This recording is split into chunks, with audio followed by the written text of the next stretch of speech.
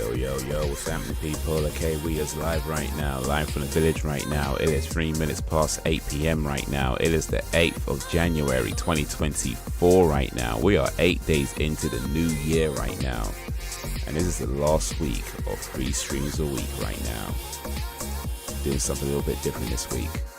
As we're approaching the end of the X-Files, we're going to finish off the X-Files starting with episode 16 of season 5. I'm watching this on Disney Plus. If you have Disney Plus, get it ready on 0. If you got it on any other format or platform, get it ready on 0. Blu-ray, DVD, VHS, Laserdisc, whatever you got it on, get it ready on 0. But if you don't got it and you don't want to get it, it's all good. You can still come along and have some fun. But for now, let me switch over to this screen and just chat to y'all for a little bit. Okay, so it is the last week of 3 streams a week. We're going to finish off the X-Files this week. Should be finishing it off tomorrow, so we're watching 3 episodes today. And then tomorrow is the last 2 episodes, 19 and 20. And then Thursday is the gaming stream.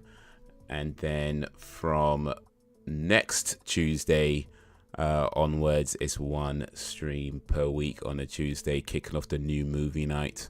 Then as well, alternating between gaming and movies. So gaming, movie night 1 week, gaming the next week, movie night the following week, gaming back to, going like that. But yeah, we are in the last stretch of the 3 streams a week. We have come to that point. We're gonna drop down to 1 next week, but until then, it's now. Let's watch the X-Files. Finish off the X-Files season 5, episode 16. Get it ready on 0 if you haven't already. I got mine ready on 0. But yeah, you know what? My day's been pretty okay. I guess I've just been. I guess I've just been trying to organize things. There's some projects I want to try and get kicked off. Well, projects I want to get kicked off. So I've been kind of organizing that. I've been making moves towards that, and a few other things as well, which I don't want to discuss just yet. I don't think I want to discuss those just yet. I mean, all in due time, and hopefully will I be letting you know all about some of these things in the coming maybe weeks or so. But until then, just know that man's been making moves. Been planning and moving. And we're at a point where it's close, so close. So yeah, just gotta keep moving, gotta keep planning, gotta keep moving. Can't let up now. As tempting as it is to let up, to take your foot off the gas. Take your foot off the gas. I ain't American, but take your foot off the pedal. Yeah, can't let up now. So we've come this far. Got to keep going. But anyway, until when I'm a bit more ready to talk about those things, I'll keep stum. But yeah, that's been pretty much my day. Just making some plans and arrangements, and organizing things and making some last second changes. Really, well, not really last second changes, but some pretty close changes. But I feel like they're pretty cool. I think they're pretty cool. So hopefully they are as well. Also just been trying to put some time into my new coffee vlog, because I do want that to become a thing. I mean, hopefully it can. And it's I want it to be casual. Like, I'm not trying to be like all, influencer or anything like that with it. I do want it to be a kind of a casual, chill place. That's one of the reasons why. I have put some videos on there, but I'm not trying to do like talking videos with that. I don't think I want to do talking videos where I'm talking about, this is my opinion on the coffee shop. I don't think I want to do that, but just like brief write-ups about some places, about some things, mostly about coffee, but a few other things as well. I just put up a post about chocolate today, actually. Just my opinion on Lynch chocolates. So I just wanted to try to turn it into a casual thing that hopefully people can enjoy. But you know, all waits to be seen. All waits to be seen.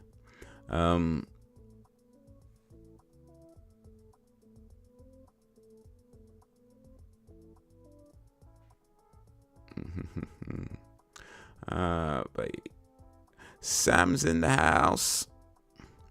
Sam B in the place to be. How is ye? How's your day going? How's your day been? Appreciate you joining this live stream as we get ready to watch the X-Files Season 5, Episode 16.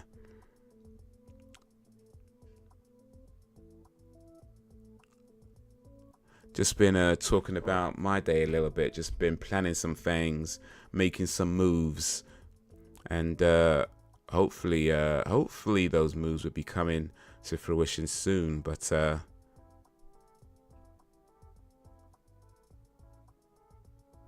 just I wanted to do one thing real quick while I'm on this page.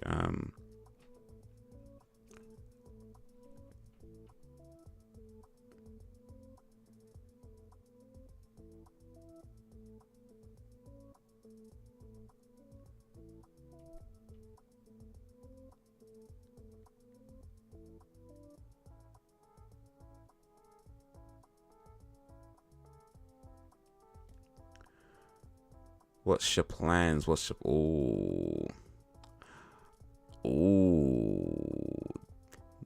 Ooh, they be some secret plans. No, they're not too secret. They're not too secret, but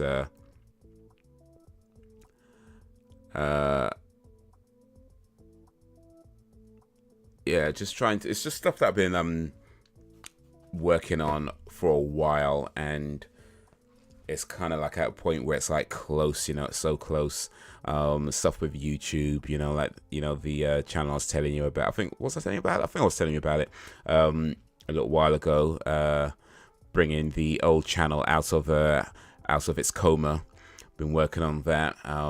Been making some adjustments, some amendments, and you know, it's like it just, you know what, when you plan for something, right? And sometimes your plans can take a while because you got to wait for this, you got to wait for that, you got to wait for something else, you got to wait for this, and you're just planning and planning and preparing and planning, and you finally get to that point where it's like it's close. It's close. You know what I mean? It's close. So yeah, that's what I'm feeling right now. It's close. The culmination of well, maybe not all I've been doing, but a lot of what I've been doing. It's close. But also just this is with the coffee vlog that I started, you know, I feel like that's been a pretty cool thing because it's so chill, and I mean I want it to be chill, I want it to be casual, and but also what I do want to, you know, invest time into it as well, not necessarily like so much time that it takes away from other things I'm doing, but I do want to feel like I'm not just like, you know, ignoring it or whatever, you know. I want to put a few efforts into it, make it as interesting as I can, but I want it to stay casual. Like I don't want to do like reviews, you know, like, you know, where you making videos about, you know, this is what I think of such and such, and their cake biscuits were not to my satisfaction. I don't want to do that sort of thing. I feel like I just want to keep it positive, you know. I just want to, because I'm around these places anyway, you know what I mean. I drive, I do the cab work, so I'm taking, when I take breaks, you know, I'm very often going to these types of places anyway. So it just feels to me like I want to keep it, you know, casual. I want to keep it positive, and so far I think it's been okay. I mean, it's still new, but you know, so far. I try to avoid planning because too many excuses for me to back out. Oof. Wow. I do think sometimes the best plans are the ones you don't make, but also believe that sometimes you gotta make notes. Sometimes you gotta make notes. Oh, actually, I'll tell you something that's happened before we get into the episode of X-Files. So the trip to Amsterdam that I'm planning, so I booked it in January. In fact, I booked it on January the 1st, right? That's when I booked it. It's booked for August, but I booked it on January 1st. And I paid for it on January 1st as well. And, you know, it was like 200 and something for the hotel and £140 for the return flight, right? And that's what I paid then on the January 1st. About 3 days later, on January 4th, I get billed again for the flight, £140, another £140 for the return flight. So I basically paid twice for the return flight. By the way, the £140 was there and back. That's the not one way. That was the return. So it's £140 to go there and to come back. Was a total of £140. So they billed me that £140 twice. And you know, so I called up the airline and I spoke to them, and they were saying that they didn't have a record of the second payment, and what I should do is contact my bank and file a I can't remember what they call it, but I have to, you know, put like a thing through the bank. If I plan too far in advance, such anxiety voices always. When short-term planning, it is fine. Long-term, no. Oh, okay. I guess what you could do then is just like plan things, like make very small short-term plans and keep doing that for a while until, you know, I guess eventually something big happens. That's one way of doing it, right? But yeah. So yeah, they billed me twice for it. But I'm gonna hold off on the cheeky twats comment for a moment, only because the story is not yet finished. But yeah, there is a bit cheeky still. But yeah, so I got billed twice, and I put the claim in through the bank. Yo, what up, Brax? Just telling a story about being billed twice for the flights. So I paid on the 1st of January, £140. 3 days later, on the 4th of January, I get billed again by the airline for £140. So called the airline. They say they don't have a record of the second payment. They tell me I should call the bank. I should talk to the bank and get them to file something. I forget what they call it, but I guess it's like a false payment claim or something. I can't remember what they call it. There's a proper name for it, but anyway, you have to file one of those. So I did that. I contacted the bank and I filed that with the bank. Now my bank were pretty cool. Like my bank were pretty awesome. Where I think it was like the same day actually, like maybe about 6-7 hours later. It was the same day where I get a message from them saying we've looked into it, yeah, and from the initial, you know, just looking over it, we think that, you know, this is a false payment, and because of that, they advanced me the £140 from themselves into my account. So they covered, my bank actually covered 140 that was billed, right? Now it did have a message saying that it can still, you know, go tits up. Like that's still possible. But, you know, based on what they're seeing so far, it looks like, yeah, this is a false one. So because of that, they're going to give me £140 and then they'll just claim it back from the airline, you know, in whatever time, right? So I'm thinking, awesome, that's great, right? So I got my £140 back. Yesterday. Was it yesterday? Yeah, yesterday. I'm checking my bank. And it seems the airline realized their mistake because they too gave me £140. So they returned the $140 that they took from me. Now, bear in mind that my bank is still investigating on their side. So, like, I don't know if they've heard from the bank or what, because when I tried to contact the bank again to say, hey, don't worry about it, you can take your money back, you know, they've resolved it. I tried to do that today. It was just saying you have to wait until tomorrow, the 9th. That's when they'll have it resolved by. So, I mean, I doubt I'm going to be, I mean, I'm pretty sure they're going to take their money back. I mean, it's a bank. Come on, they're going to take their money back. But at the moment, I am £140 up. that's where I am right now. As of today, I'm 140 pounds up. I doubt it's gonna stay that way. I'm pretty sure the bank will eventually take their 140 back, which is fine. Of course, I'm not gonna complain about that. It's fine, but it's just mad that I tried to contact them to say, hey, don't worry about it. You don't have to put in a script. I tried to do that. But it just wouldn't let me. It just would not let me do it. So I was like, all right, we'll see what happens tomorrow. We'll see what happens tomorrow.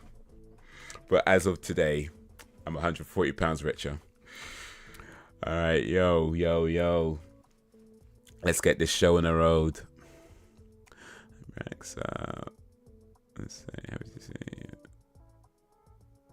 The Home Alone free. Stop.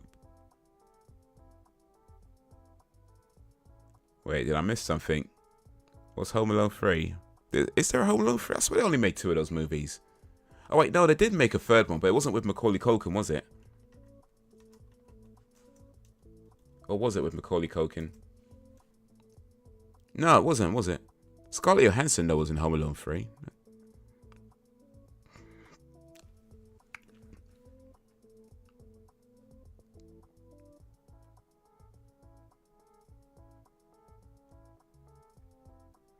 But yeah, we're in the last week of free streams of the week.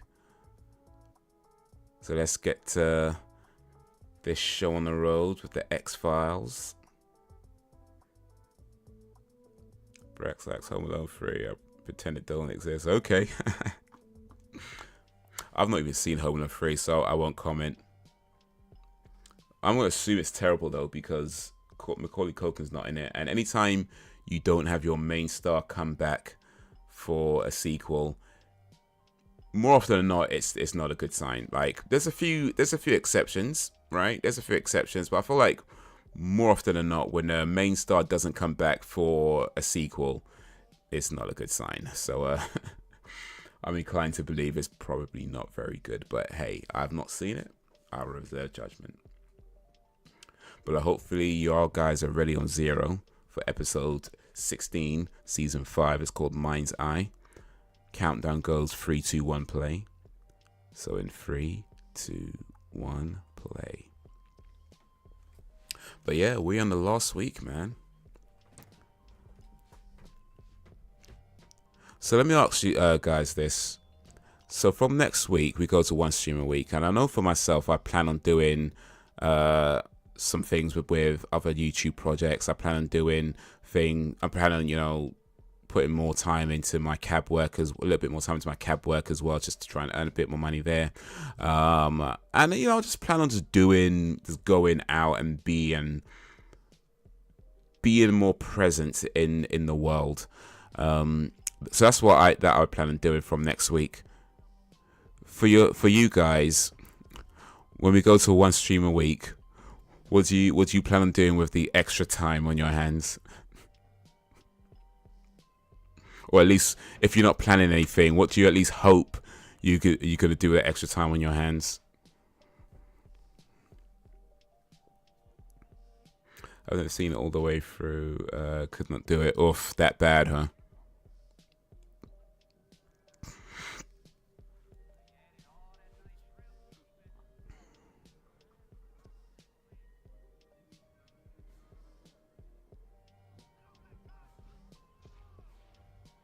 Oh, she's seeing stuff. But what's she seeing? Something that's happened or something that's about to happen? Or something she's gonna do?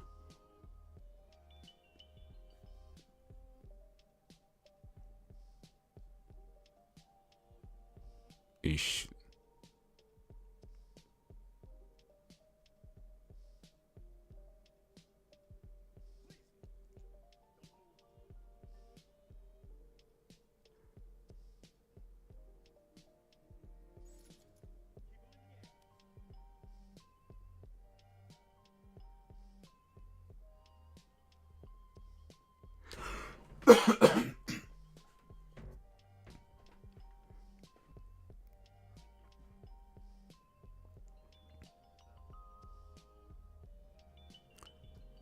what's going on here.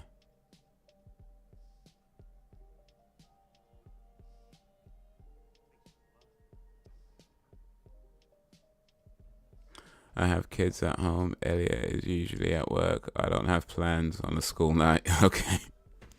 I guess whatever the kids want then.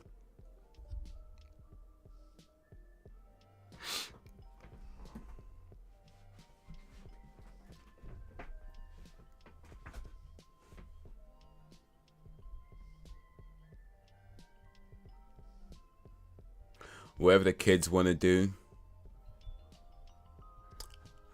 I guess that's what you're doing.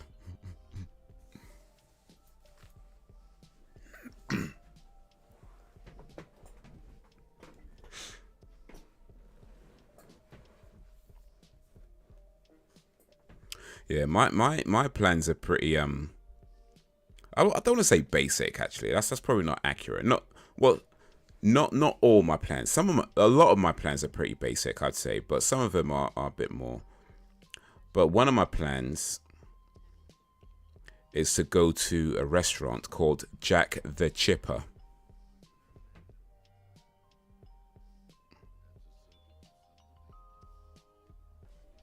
There's a restaurant called Jack the Chipper. It's a fish and chip restaurant. They got 2 branches in London.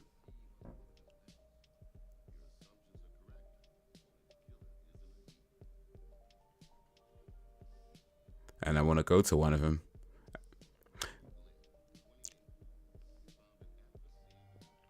Here's the thing though. You know, I was telling you guys every time that I've been craving fish and chips. Like good old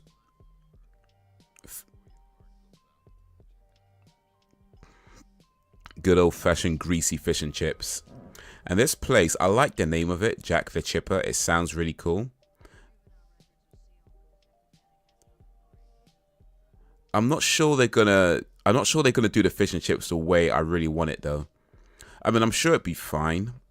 I feel like they probably do serve. I feel like they probably do serve good food. Like it looks like that kind of place that serves good food, and I'm sure the food is great. I'm not saying that. I'm not tried it yet, of course, but I'm sure the food is fine and great and fantastic. But I also feel like I'm not sure they're gonna serve it in the way that I'm really craving to have it. You know what I mean? But I still want to go. I mean, the place is called Jack the Chipper. Come on, all right. It's called Jack the Chipper. You gotta go. You gotta go. Not all inspired by Jack, right?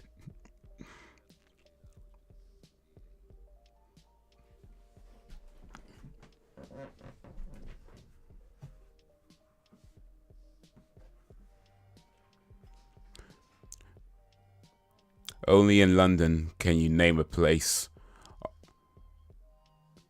inspired by a notorious serial killer.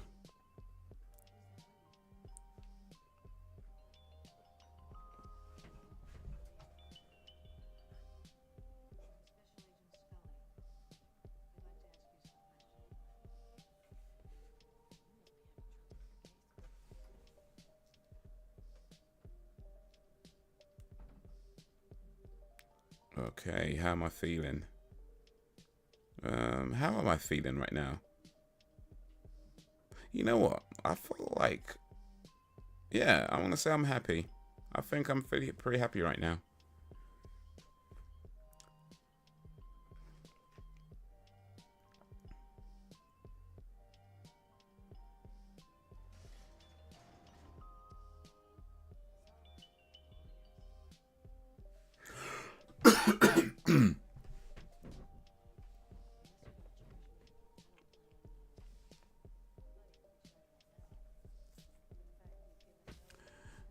Yeah, they're gonna get your fish and chips in a newspaper. They sold that years ago. Yeah, that's the thing.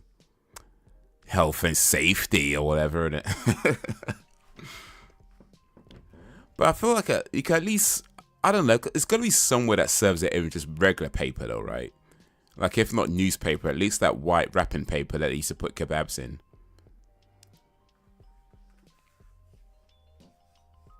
I used to get kebabs when I was in school and they'd wrap it up in that white paper.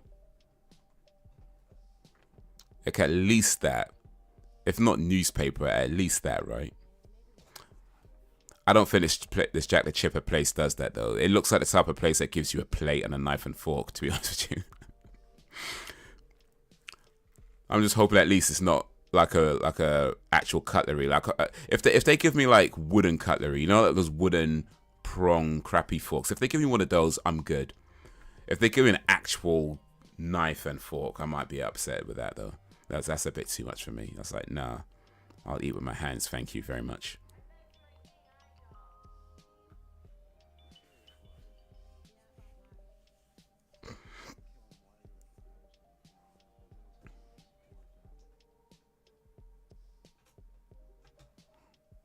Spoiler fun indeed. I like the taste of ink on my chips.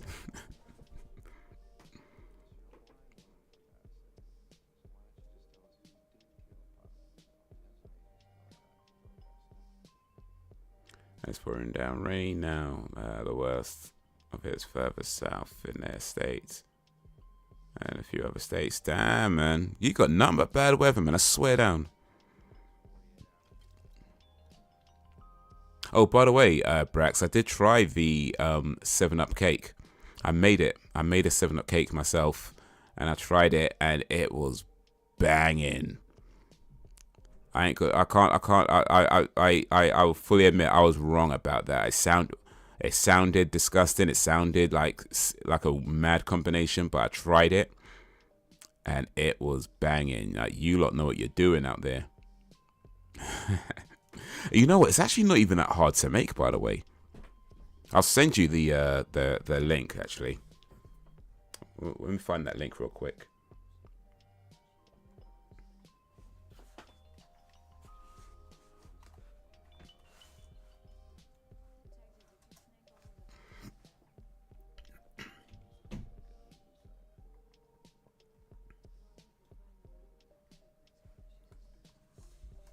So this is the recipe that I followed. It's actually on a 7-Up website itself.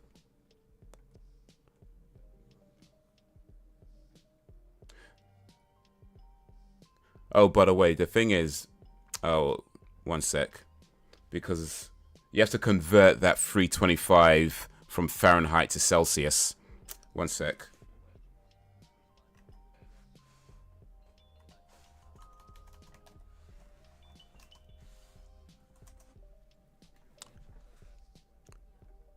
So the thing to note is that 325 Fahrenheit is 162 Celsius.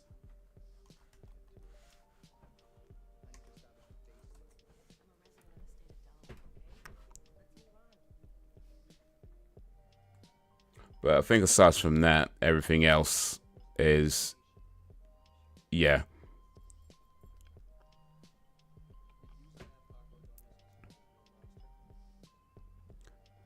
Be right back. I'm looking screenshot. All right, cool. But yeah, man, Brax, appreciate that that info about a 7-Up cake, cause bruh.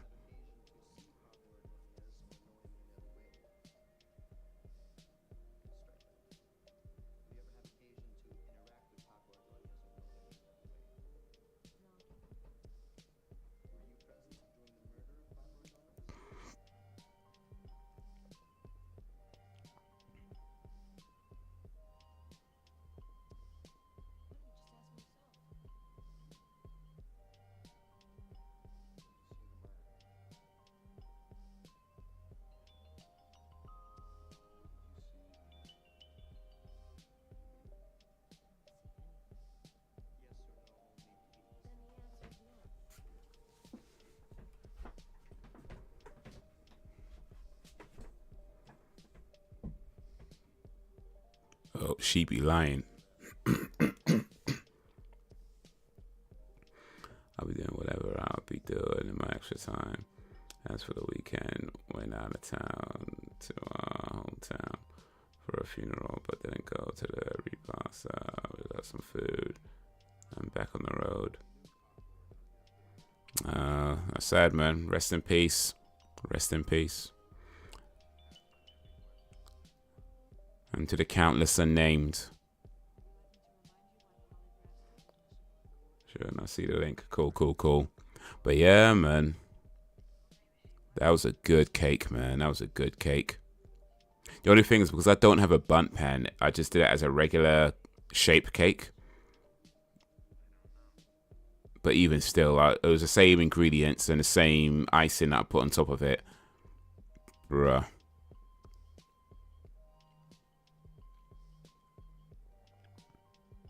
Done it, might do it at the weekend. Nice.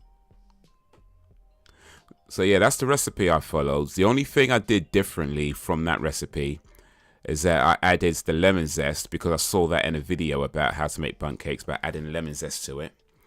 And I actually use lemon juice rather than lemon extract. And what else? Yeah, it says on the 7up website to add 5 eggs. But I saw some videos about it, and they were saying to add. It's still 5 eggs, but you add them one at a time, and then you mix it each time you add an egg. You add 1 egg at a time, mix it. 1 egg at a time, mix it. I would say maybe use a. I don't know if you have an electric whisker, but maybe don't use an electric whisker. I don't know. Maybe you got better tools for it, but it gets real messy when you use an electric whisker.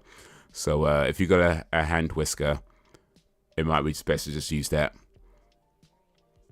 Unless you got like a real slow turning electric whisker, because my one, even on the lowest setting, it just spins like crazy.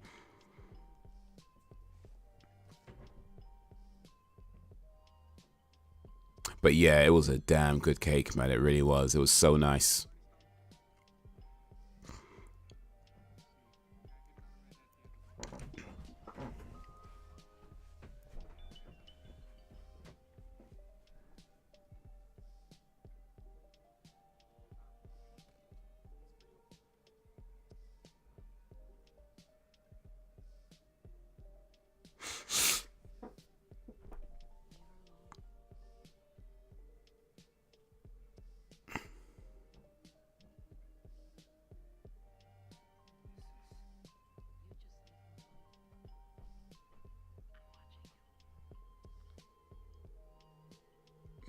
Man got shook. Well, I think anybody would be, really. But yeah, leave her alone.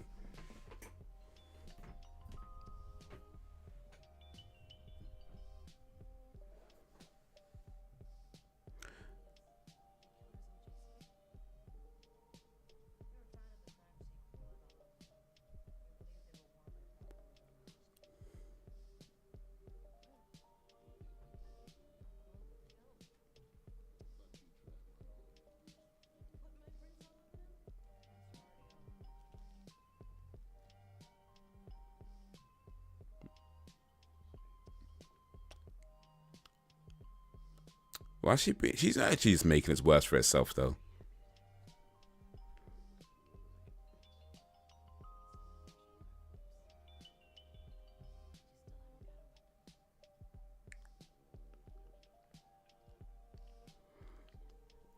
And glad I saw and talked to her 2 summers ago.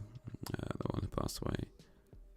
And over might now just why it's just wind and rain, nothing too severe. Okay, so it's not too bad. You got some reprieve. Got some reprieve. And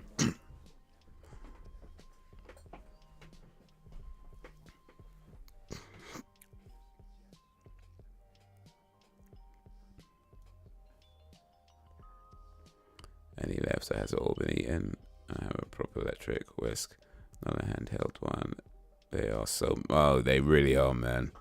I think from here on out, I'm just going to use the regular, the hand whisk. You know, unless like I absolutely have to use an electric one. I feel like I'm just going to use a hand whisk because like they're just, and it's everywhere. Even on the lowest setting, it's like, bro, come on, chill, chill. But yeah, that cake's all gone. that cake got yam up.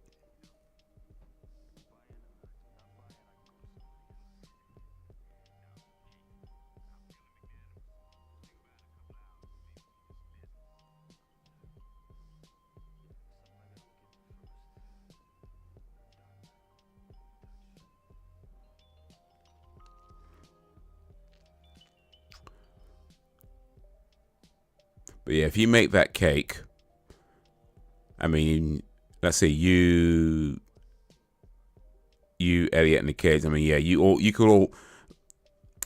want to make two. By the way, just put it that way. Yeah, you might want to make two. Just saying, just you've been warned. You might want to make two.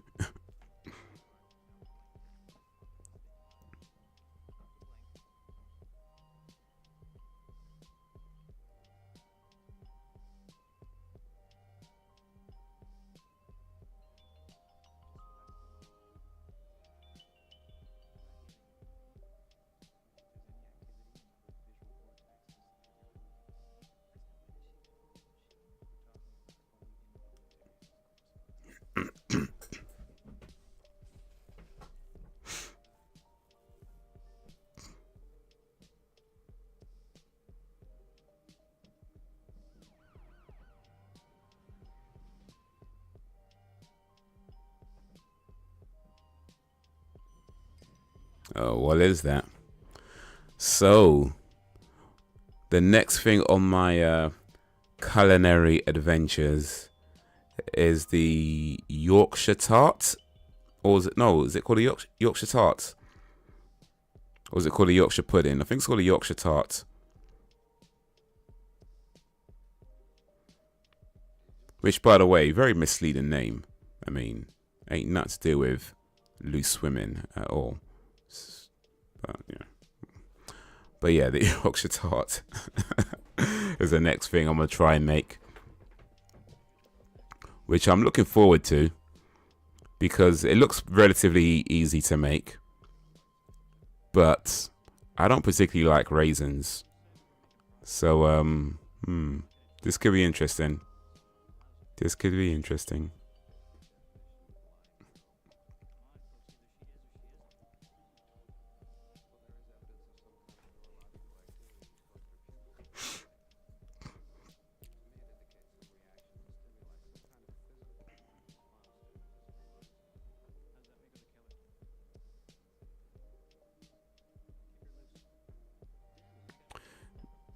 Years back, for one of the kids' birthdays, I made a chocolate and cocoa cake.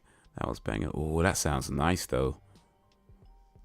Chocolate and Coke. I can imagine that goes really well together because Coke is made with, I think it's like similar. Was it cocoa? I'm not sure. Is it cocoa beans or something? I can't remember, but I think it's made with a similar ingredient, like a similar base ingredient as chocolate.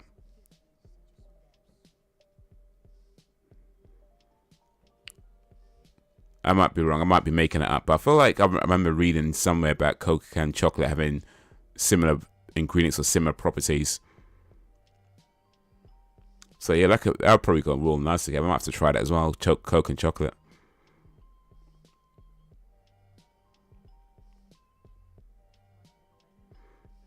For Elliot and the kids, do I have to? Well, you don't have to, but I mean, how many are there? That's you.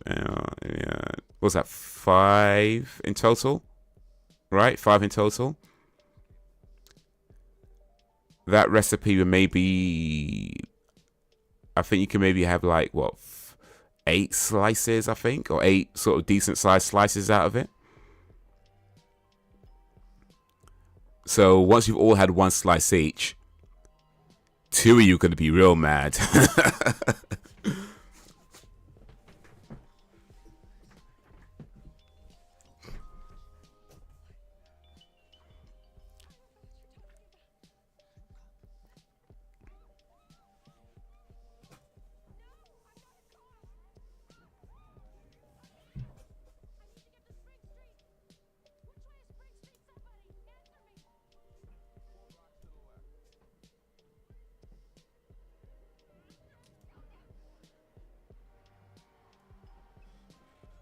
That wasn't the left though.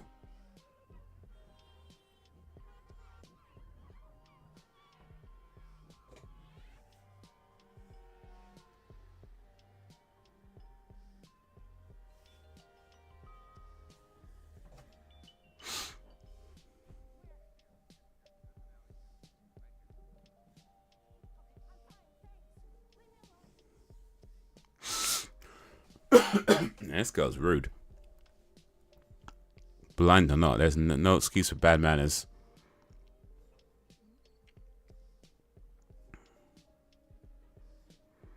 It really does, and honestly, I remember it tasting better the next day. Oof. I'm gonna have to add that to the list, you know. Coke and chocolate. Oof. Let me write that one down, actually.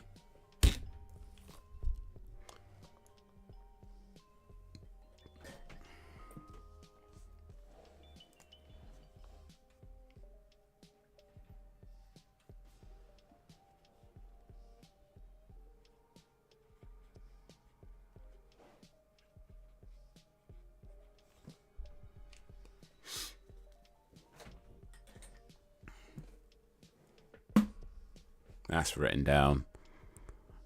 Gonna have to add that to my plans.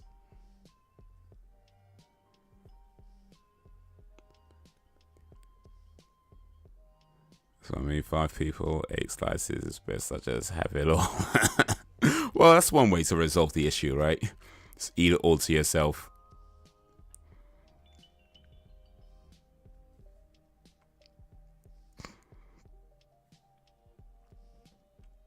Just don't share it at all.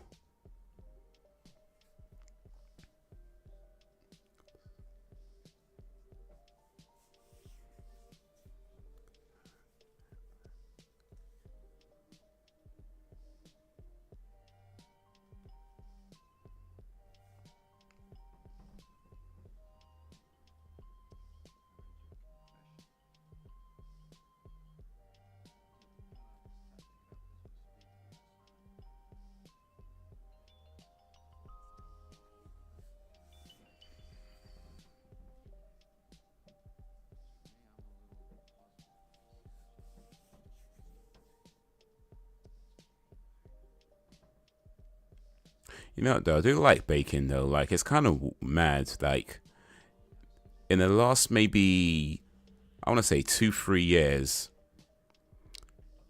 I've gotten, like, into things that I never thought I'd ever have any kind of interest in. You know, it's like, recently I've taken an interest in baking. I've never thought I'd ever taken an interest in baking.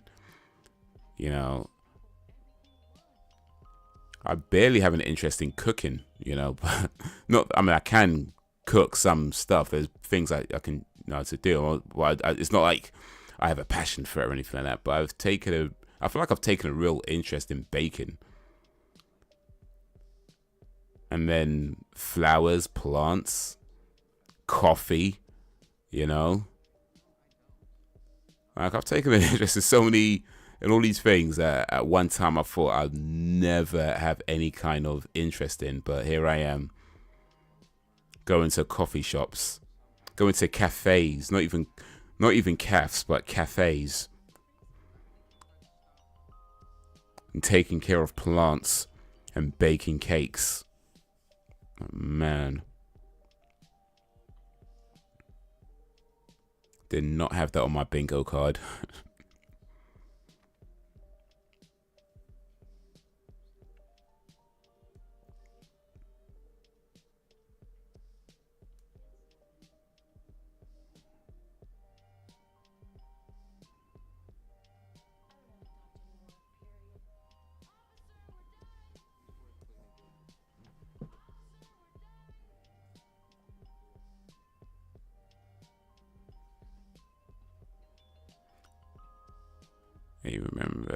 I remember I even decorated the cake with chocolate buttercream. Oh, put some cola bottle sweet. Oh, on it, and red M&Ms.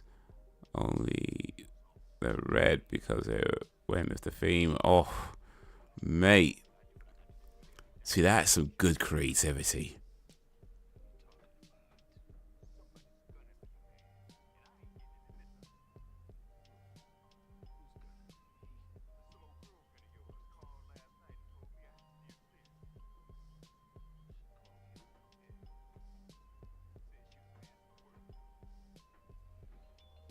You wanna know why I don't think much?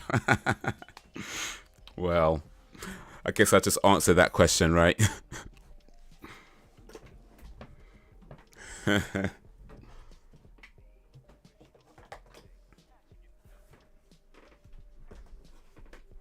Well, oof. Guess I just answered that.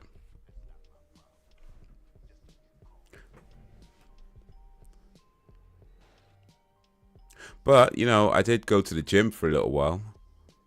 That's pretty macho. I mean, I did recently cancel my gym membership, but even still, I did go to the gym for a little while. That's pretty macho, right? And I lifted weights, you know.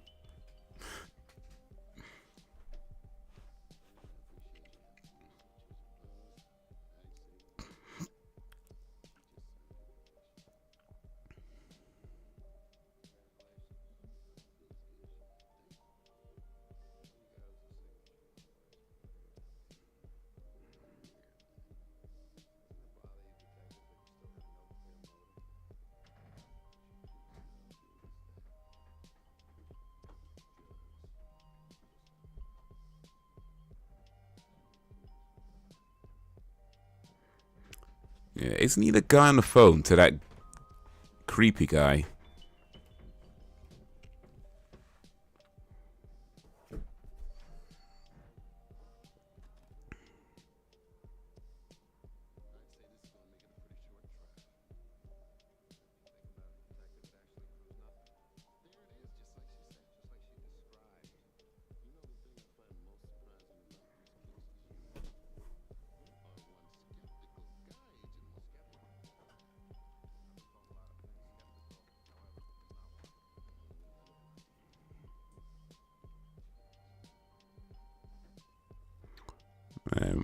Maybe I should start doing macho things though.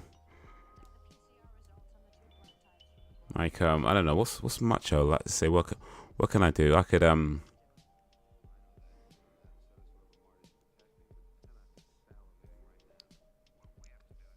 even know, you know, like I could I don't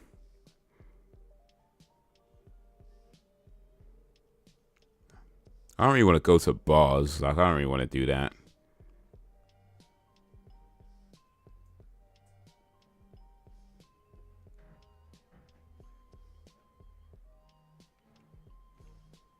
Not just a pretty face.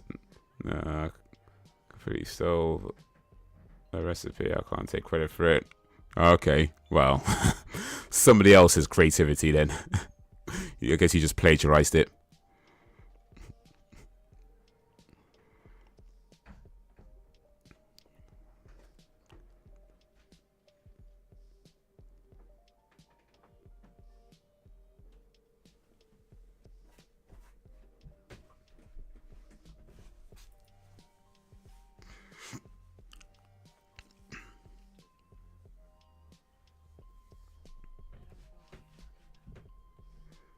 Why was she protecting a man who murdered her mother?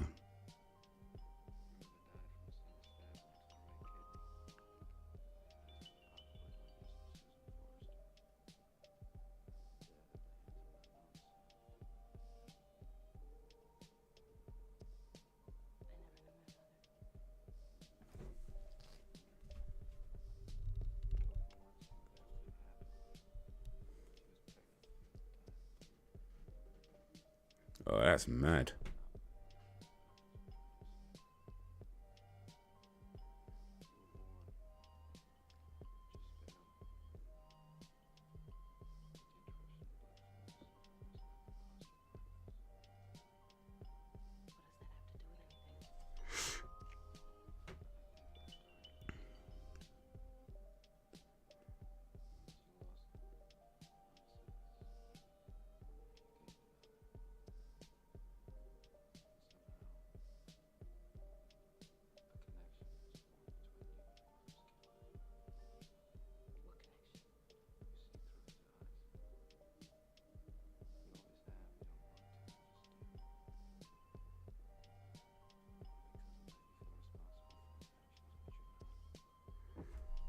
How does Mulder come to these conclusions? I mean, I know he's supposed to be the out there one, but that is a wild thing to jump to, right? Like, how do you just like guess that?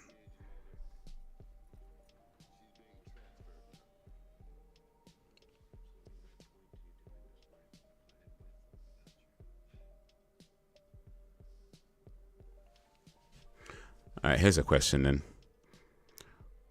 What is the coolest... What is the coolest, most creative thing you've done in the kitchen that was completely your own idea? Doesn't have to be baking, doesn't have to be anything, just anything that you've made in the kitchen that was cool, creative, and completely your idea. Or maybe not completely, but let's say mostly your idea. Like, of course, we'll get inspiration from places, right? But let's say it was like vast majority your idea.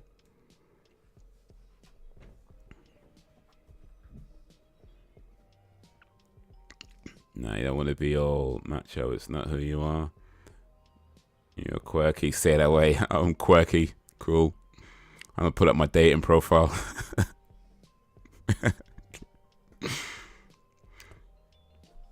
I like flowers, coffee, bacon, and I'm quirky. I'm gonna be getting all the pussy. Oh, mate. Be swimming. Because Moda has brains that we just don't. I guess that's what they're trying to convey in this show, but I don't know. Moda said a prick to me though.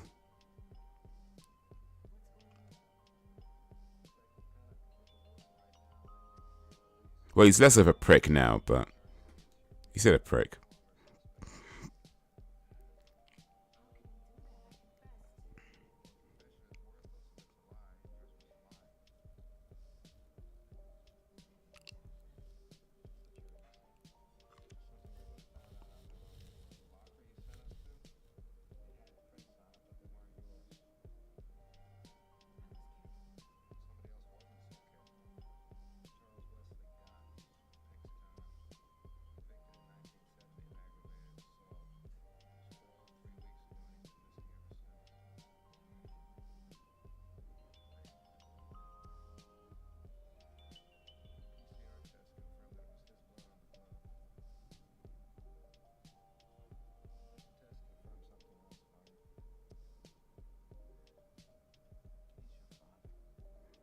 Oof, yikes.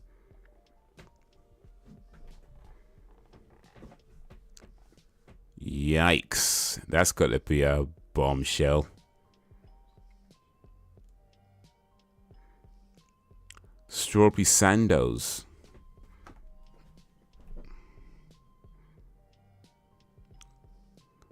Was like is that like slang for sandwich? Like, what is that? Strawberry Sandos. What is that?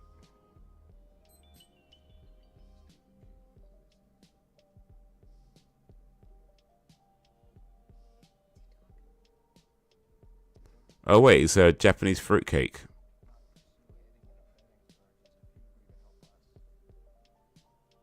That looks pretty nice actually. Look at that. Strawberry Sando. It looks like a strawberry sandwich, but instead of bread you have cake with strawberry in between. That's what it looks like. That looks pretty nice. I think I'd enjoy that. I like strawberries and I like cake, so.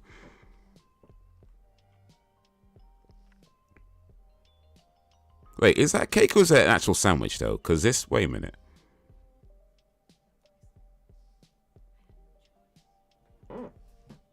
All the best people are quirky. That's good to know.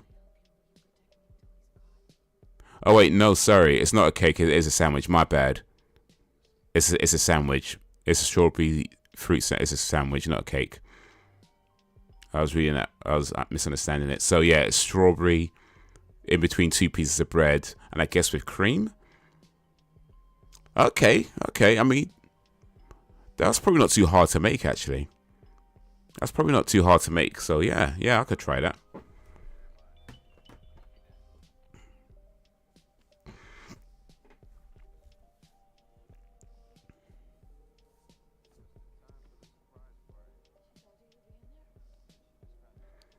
Christmas turkey and mushroom linguine is all me.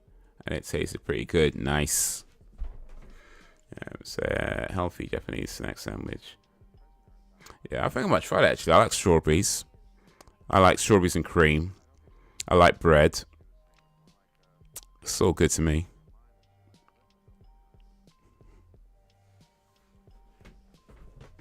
Alright, here's the most creative thing I've done. Now, to be honest, I can't remember exactly all the things I put inside it.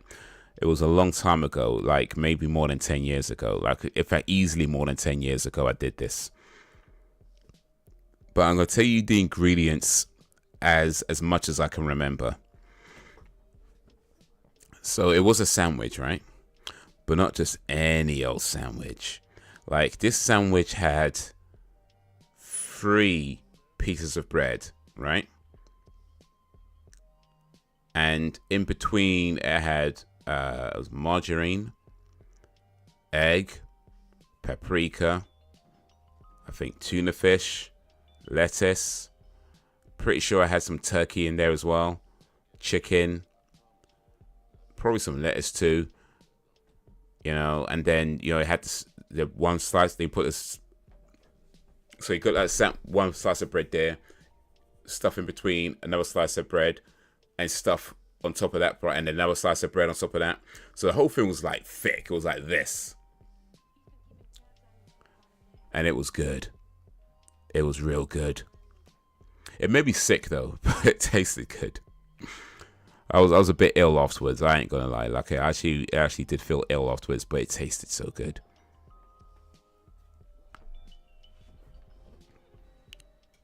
Oh, she just hit a police officer.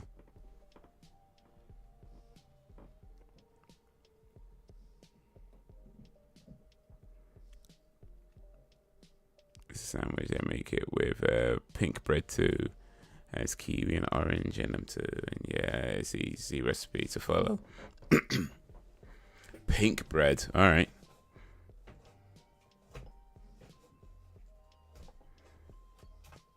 Not just regular bread, pink bread.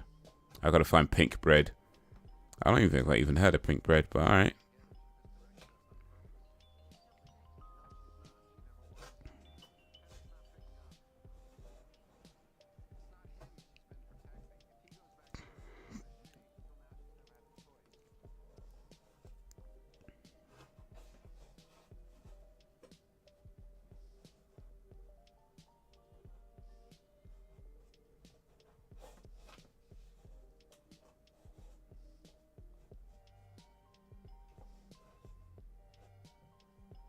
But yeah, that was a good day. I took a picture of it, but I don't know. It's probably long gone now. I don't know where that picture would be by now.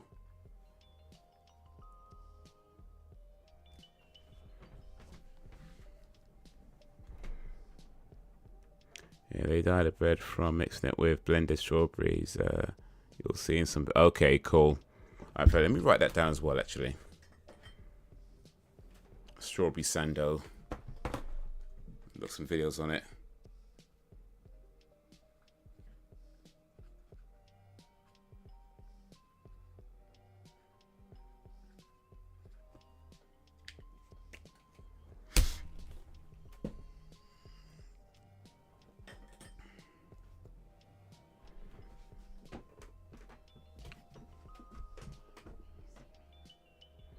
Oh, she found him. Bang. Bang. Oh, she did it. Killed her own daddy.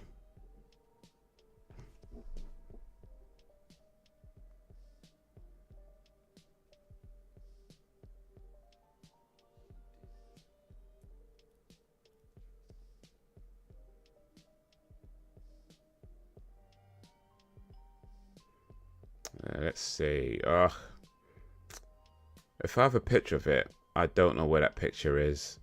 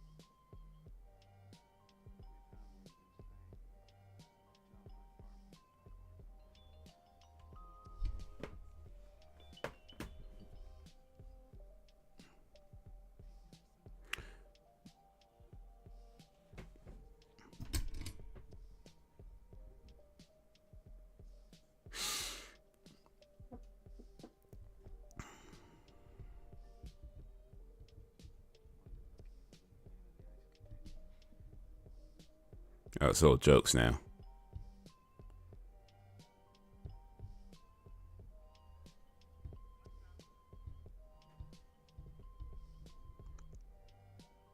Mulder, the one man who gave a damn.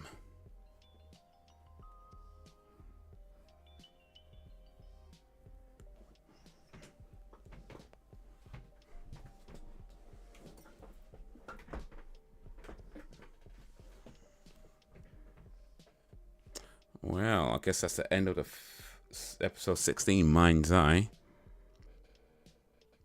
That was interesting, though.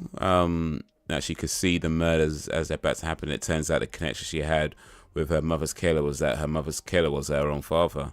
She just never knew. That's crazy, man. Imagine finding that out.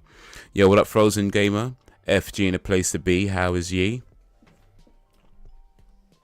Just finished episode 16 of season 5. About to start episode 17 called All Souls. Get it ready on 0. You subscribe to Disney Plus, watch X-Files. Yeah, you've been watching the X-Files just a lot lately, so I guess it makes sense.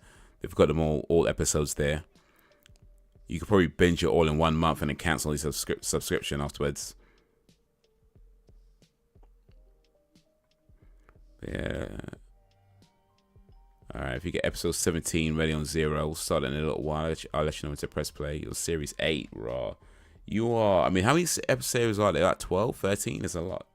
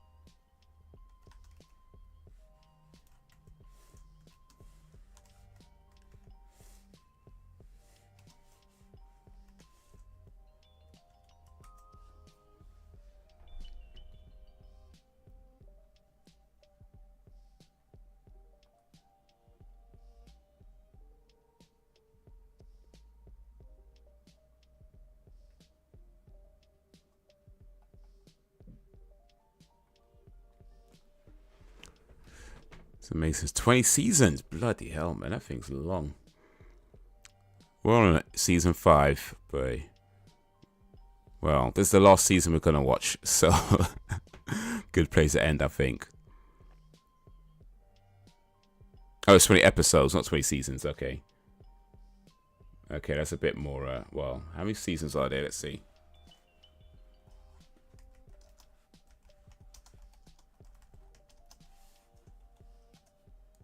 There's 11 seasons. Okay. There's 11 seasons. We're just under halfway through then. There's a sponge cake recipe. You'll see it in the YouTube videos. Yo, Mr. Third Eye. Greetings. Appreciate you coming through. How is you? We just watched an episode called The Mind's Eye, and now we've got Mr. Third Eye coming through. How about that? How about that?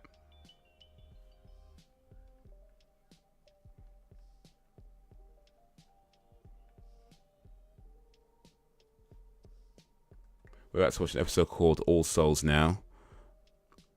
Oh, Salt Burning the other night. That was interesting. Okay, that was that's the one with what's his name? The guy that was in the thing. But yeah, I know the movie you're talking about. I ain't seen it, but I know the film you're talking about. It's got the dude who was he played the other guy in that movie. That guy, it's him. He's in it. I'm being very specific right now. I'm sure you know who I'm talking about. But you know that guy that was in that movie? And he played that guy. He's in that movie.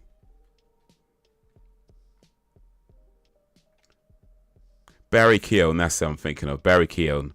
Barry Keoghan's in that movie. He's in Saltburn. Oof. But yeah. All right, let's get this next episode started. Countdown goes 3, 2, 1, play. So in 3, 2, 1, play.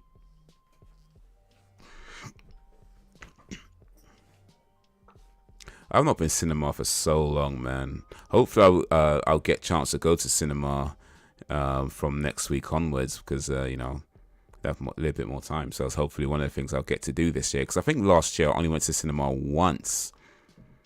Like literally once. I think, yeah, I feel like I only went to cinema once for the whole year, and it was like earlier in the year. Well, thanks for asking. That's so good. Appreciate you coming through. I'm doing okay, man. I'm doing okay, you know. Watching the X-Files right now. Right, to this week we're streaming 3 times a week. From next week onwards we're not. But yeah, appreciate you coming through and joining us on our last week of free streams. How's your day going? How's your day been? Thank you for joining this live stream as we watch the X-Files season 5. Episode 17, called All Souls. How's your New Year's, Mr. Third Eye? How's your New Year's? How's your 2024 going? We're 8 days into 2024. How's the first 8 days of 2024 been for you, Mr. Third Eye?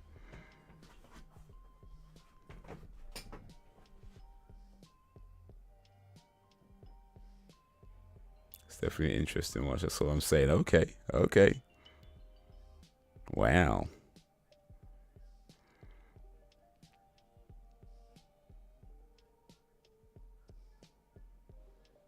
I do like interesting. I mean, who doesn't, right?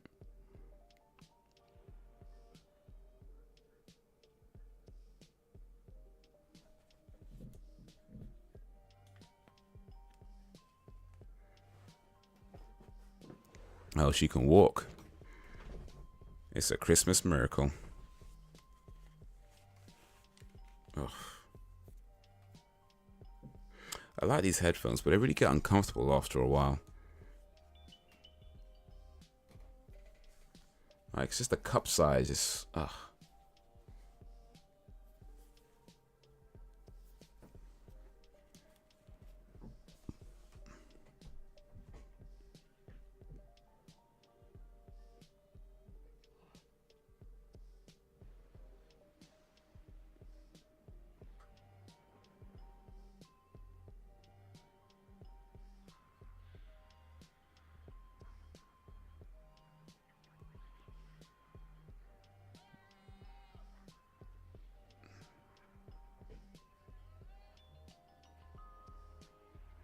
She's walking herself to a dangerous situation.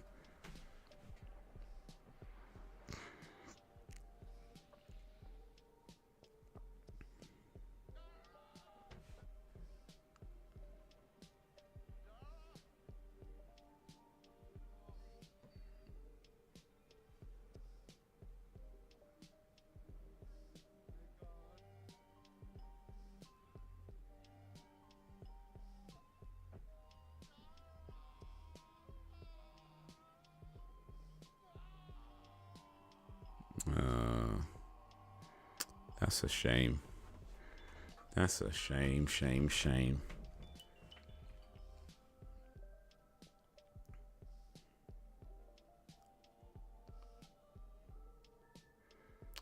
Dora got her legs back just to get kill up.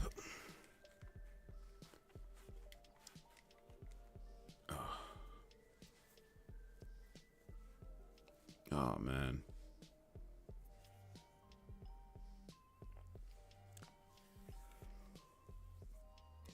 Excuse me.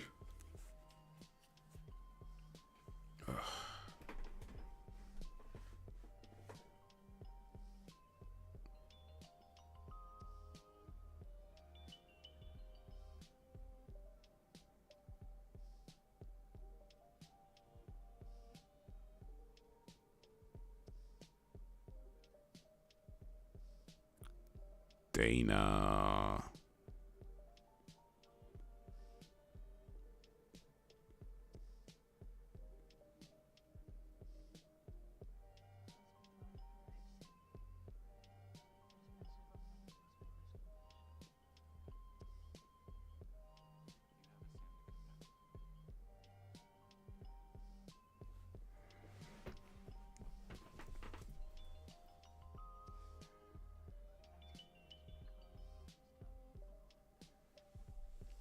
This movie you need to watch.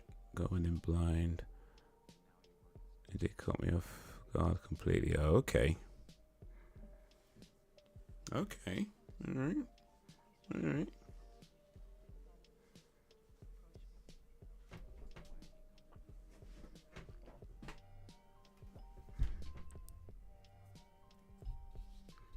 I do think that the best way to watch a movie is to know as little about it as possible.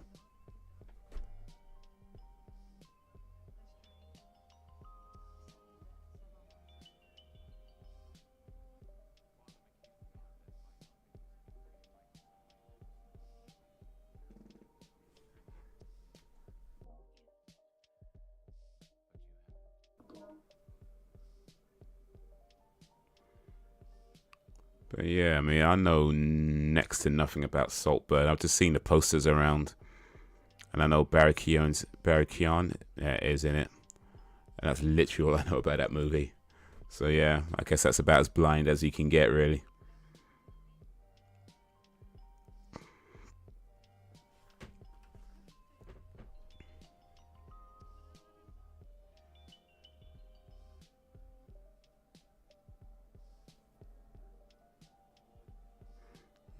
Scully. Scully.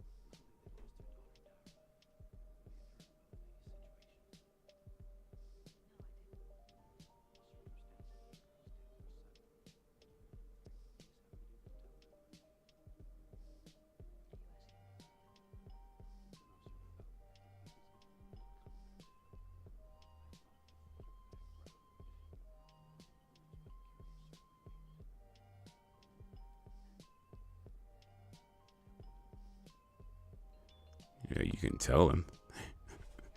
Don't mean she would.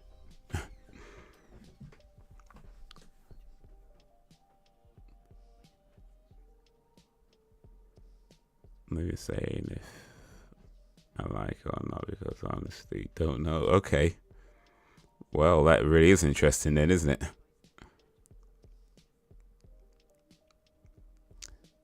It was either so good that you can't decide if you like it or not, or it's so bad you can't decide if you like it or not. I guess it's somewhere in between, one of those.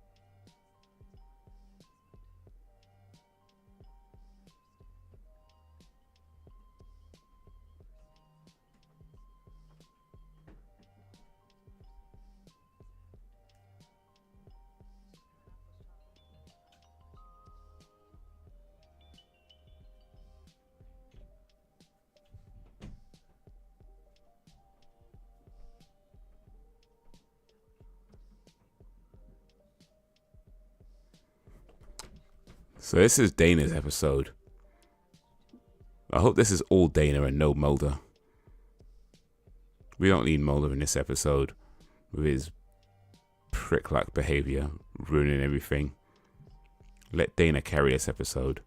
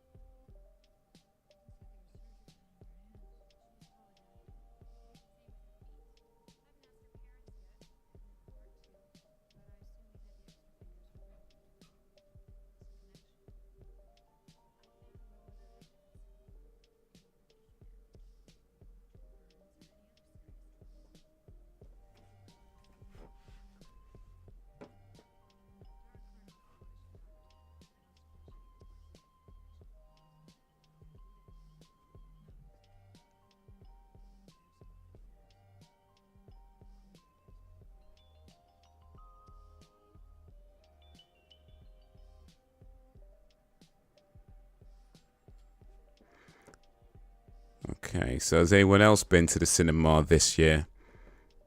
Or has Sam got us all beat? I've not been to cinema in ages, man. I need to rectify that for sure.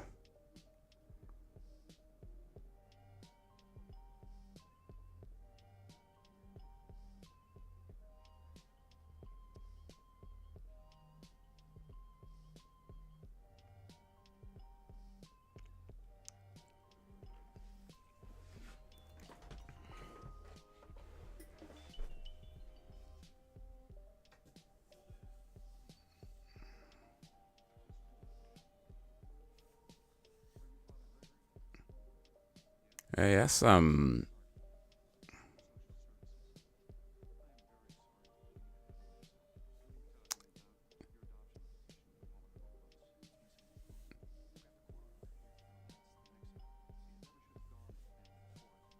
he was in 24.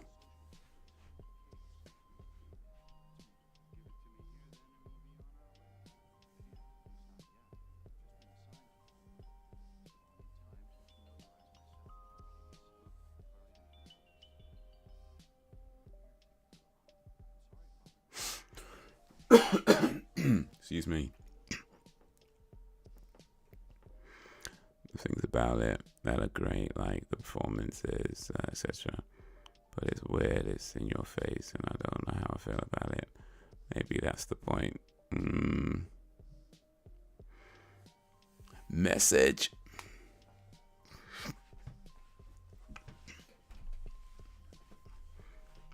Yeah, I'm guessing. Well, I'm guessing because I ain't seen it, but I'm guessing it probably was very deliberately made to be overt about whatever message they were trying to deliver, which could be a good thing or a bad thing depending on the specific movie and how well it fits in with everything else. And I certainly don't have a problem with films with a message. I'm all for that, but I feel like there are films that ruin their own messaging by being so ham-fisted about it. But then other movies are kind of blatant about their messaging as well, but it just fits better with the kind of film that it is. So yeah, there's certainly not only one way to do it, but yeah, it comes down to the movie and I guess how well it all kind of comes together.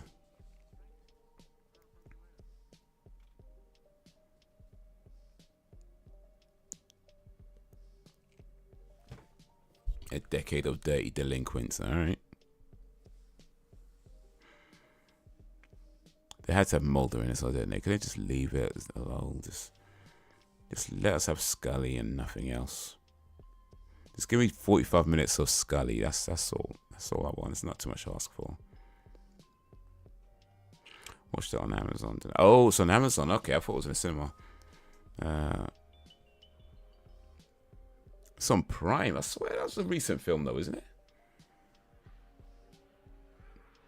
I don't know. Man, I'm so confused these days. Like, I thought it was a recent, or was it like an Amazon movie that just they put straight on their service?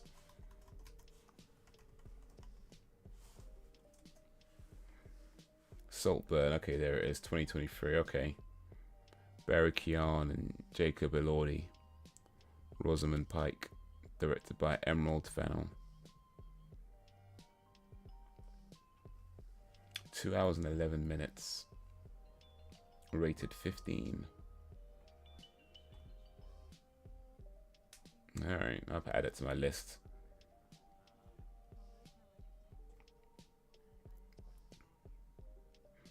Okay, I guess it's an Amazon original movie. They probably had like a limited cinema run then.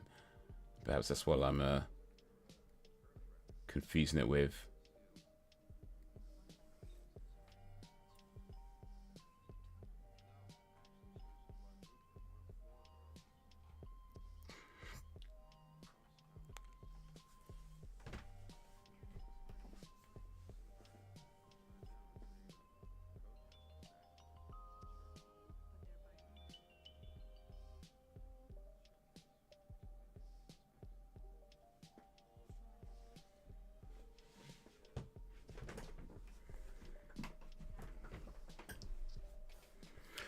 speaking of that, actually, what's your guys' opinions on the way movies are coming out these days? Because it does seem more and more that, you know, films are being made by whether it's Amazon Prime or Netflix or, you know, these kind of services where they might be in a cinema for like, you know, 2-3 days or something like that, but then they're pretty much straight away going to these streaming platforms where the vast majority of people are going to watch them for, you know, whatever fee they pay for this subscription. Like, do you feel like that's a good thing or a bad thing? Like, what's your guys' opinions on that kind of trend in the movie world?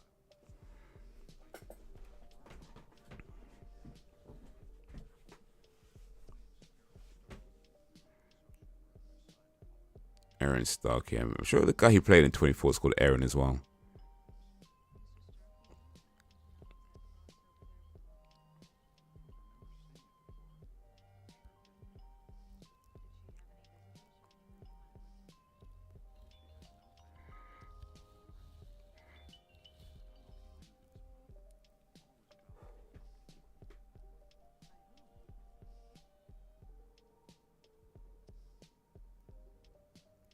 Pretty much a film about class.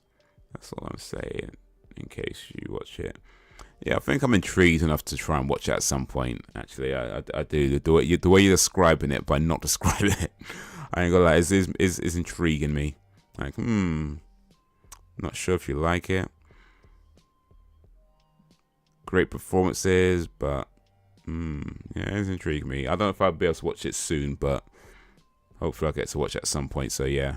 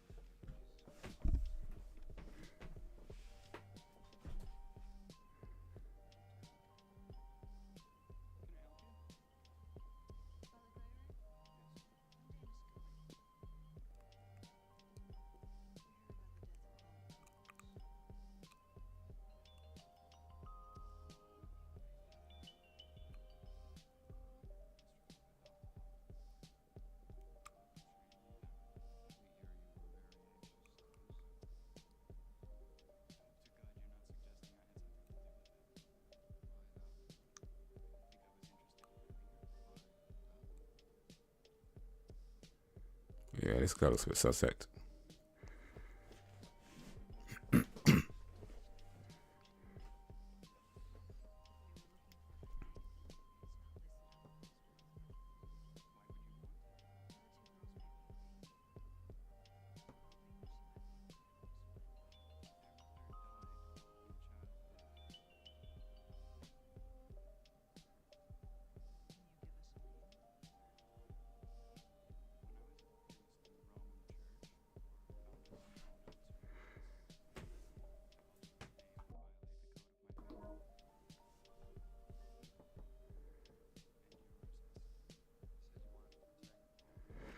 I'm mixed on it.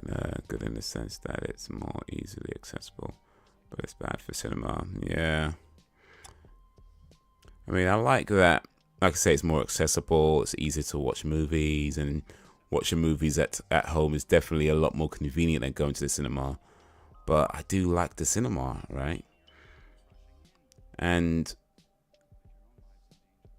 I feel like when movies go in and out of cinema very quickly, it's difficult to watch them in the cinema. Like, it's difficult to watch films in the cinema just anyway. Like, when you got to arrange time and do this and do that and whatever. But when the film's only in cinema for like 2 days, 3 days, like, you may as well just not even bother for the most part. So you're gonna watch it on these streaming platforms, which is really what I'm sure they rather you do anyway. Which is why it's only there for like 2-3 days and goes to their platforms. It's only there enough for the minimum amount of time to be eligible for an Oscar. You know, that's literally the reason they put it in the cinema, just to be eligible for an Oscar. And then it's on their streaming platforms, and, you know, people just watch them there. And it's not that the films are bad. You know, the films are fine. In fact, the films could be fantastic in some cases.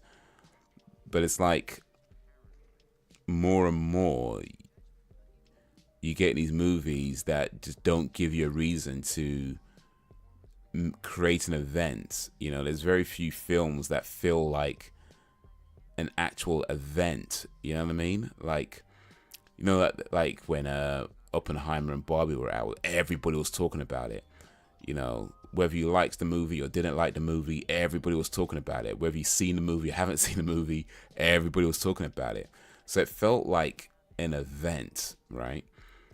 That doesn't happen so often anymore. It feels like that's so few and far between, you know, that kind of movie event type thing. And when a film comes out 2-3 days in the cinema, goes straight to the streaming platform, yeah, it might be an amazing film. I'm sure it's going to get people talking about it online, but it just doesn't feel like an event anymore. Like the thing that everybody, you know what I mean? Like that, like when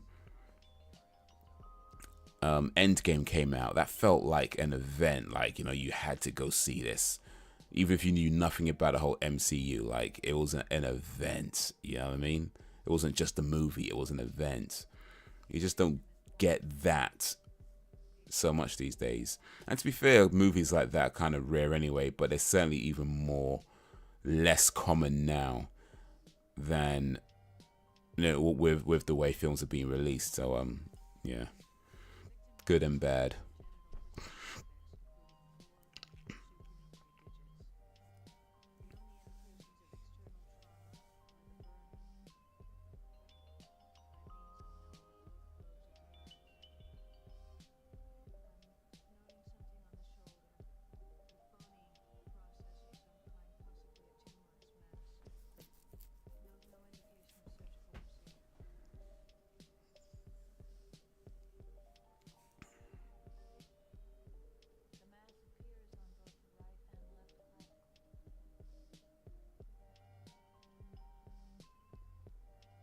Oh,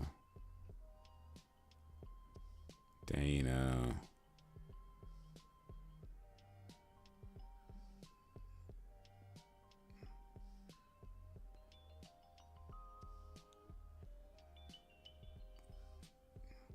They did not pay her enough. Whatever they paid Gillian Anderson, it was not enough.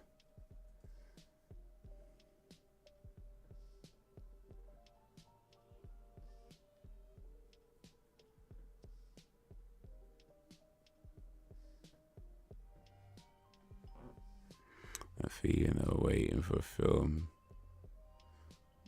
dying to see, and when it finally comes down to the mind, excited to go right. You know, you make plans for it. You book, you book the day of work if you need to. You know what I mean? Like, you arrange who's doing what, how you gonna get there, who pays for the tickets, who pays for the food, you know, all that. Like, you make it's a day, right?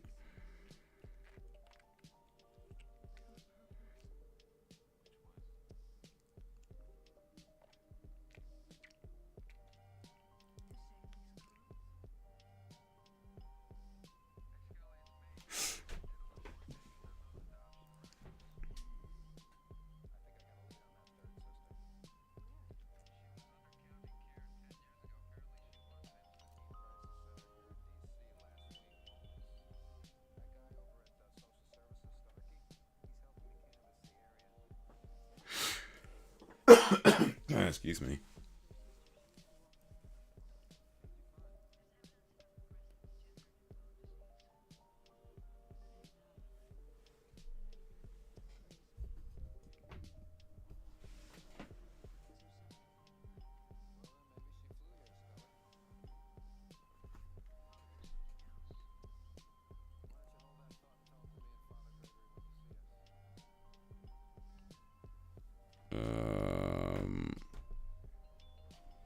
Moldy Molder.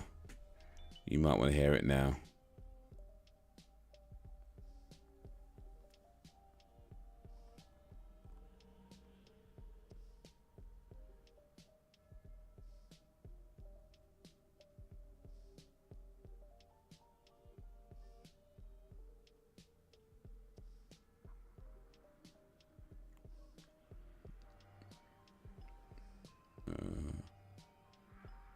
What is she seeing though?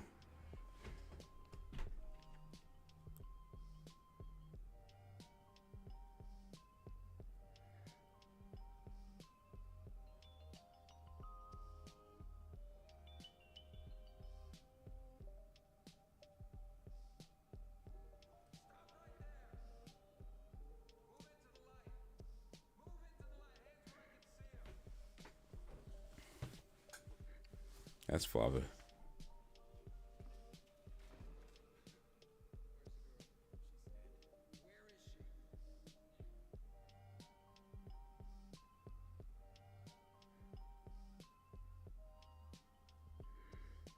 I can't see it happening, but I would. Yeah, there's Terrified 3. Got the cinema. Got cinemas over here. It might, you know. Like, I'm sure I read some article about they're going for like a full-on cinema release with Terrified 3. I'm sure I read that somewhere, but it might.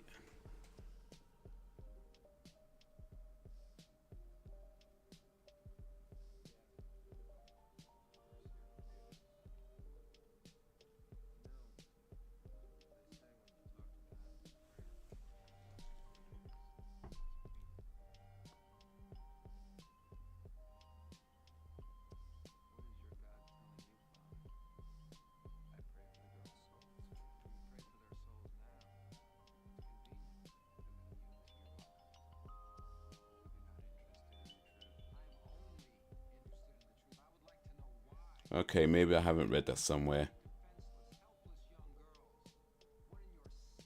But I think it looks like they gonna try and get it into the cinemas though. But I guess it hasn't been confirmed yet. At least whenever this article is written.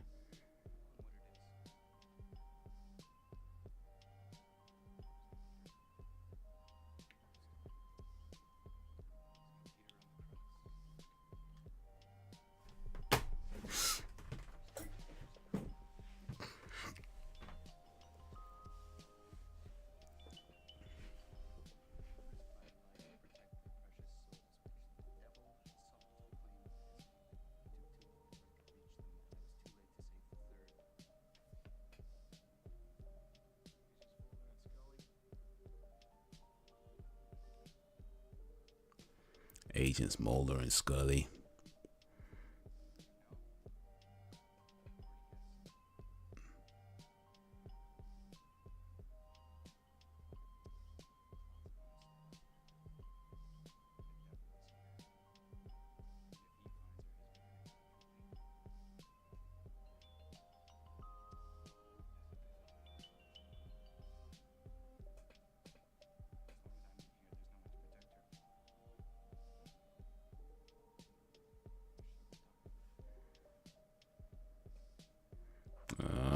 Scully.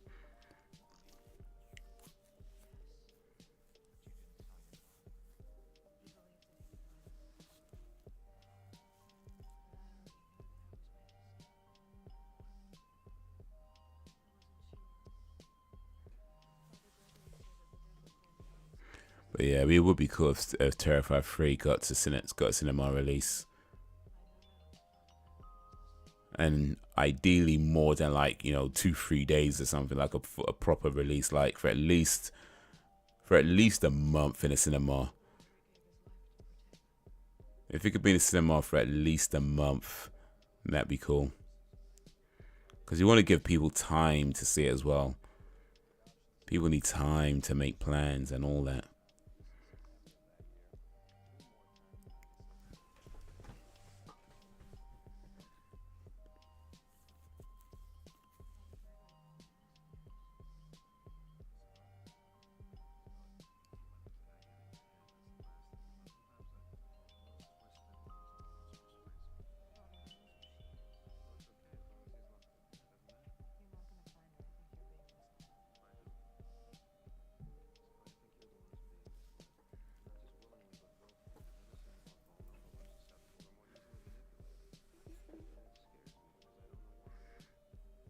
Two guys cinema release in the US, not here. Films like that. No, guys cinema over here. Films board, buses.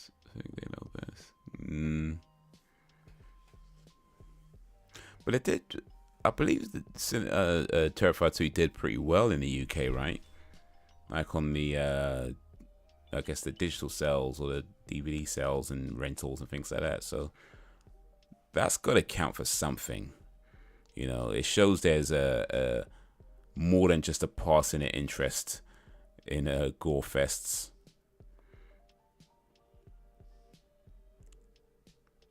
But yeah, like you say, sometimes these board manager, bosses type executives think they know what's best for everybody, but they don't.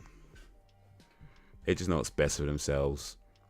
Matter of fact, some of them don't even know that.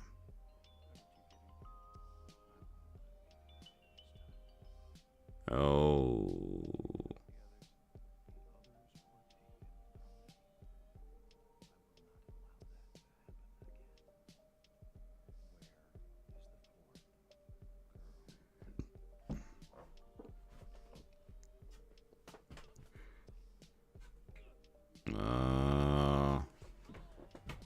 Aaron Starkey is the devil.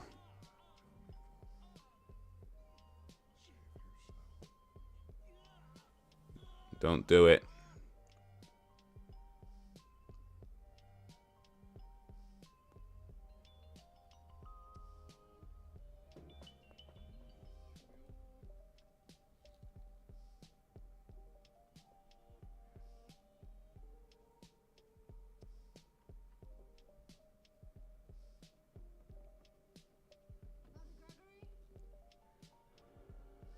Uh-oh. I guess that means he didn't talk. Good on you, Father Gregory. Good on you. Some guy said on FB the other day, if you like the Terrified films, you're disturbed. I replied, oh, thank you. I mean, he's not wrong, but yeah. Disturbed in a good way.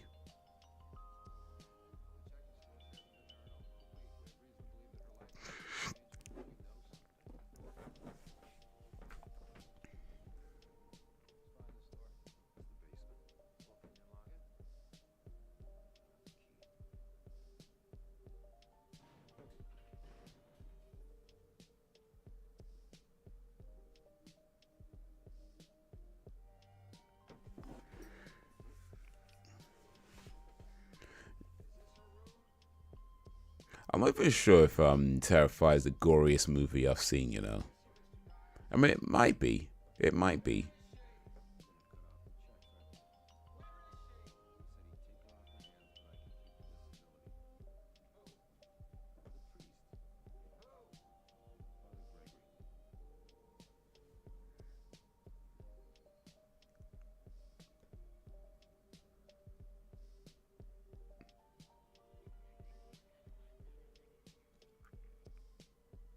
That wasn't Father Gregory, though, was it?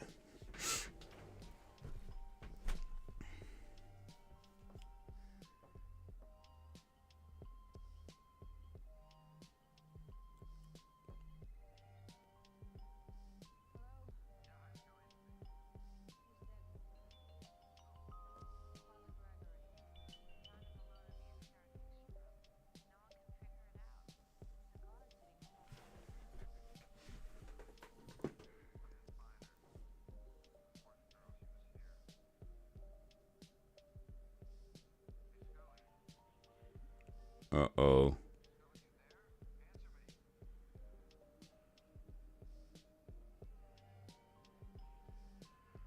Oh, who's that, though?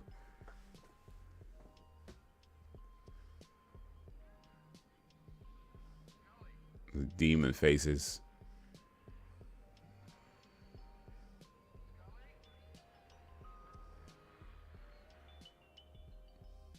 Eesh.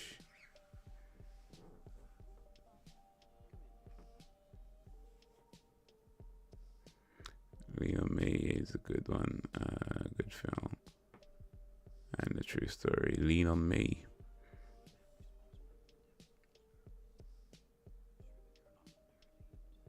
I don't think I've seen that film, actually. I'm not sure I've even heard of it. Lean on Me.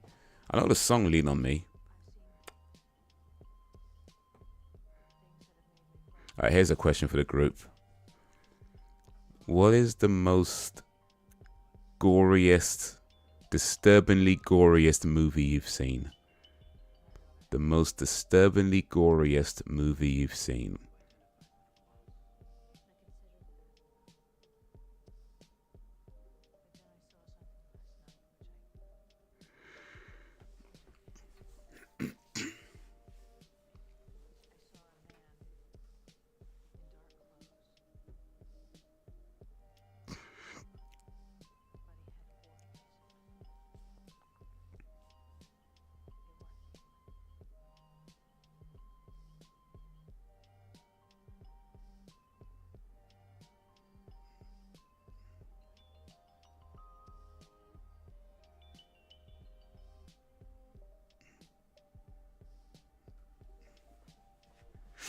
Lean on me when you're not strong. Man, so calm about it as well.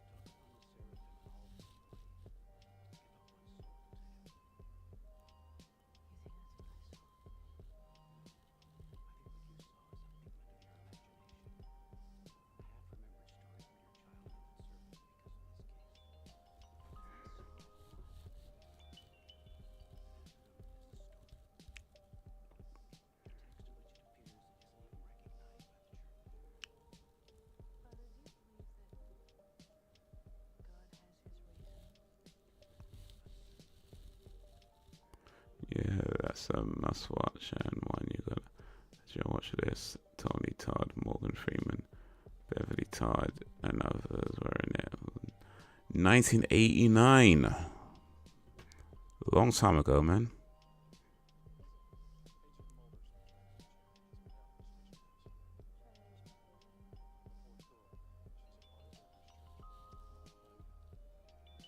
Oh, he be lying. Oh, he be lying hard. Scully, better call Mulder. Even though I don't like the fact that Mulder's in this episode, but still. That's because that's hard because I don't find gore disturbing. You sick freak.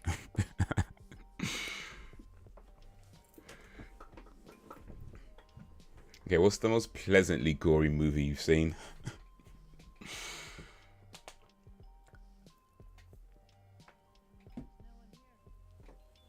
Oh, wait, excuse me.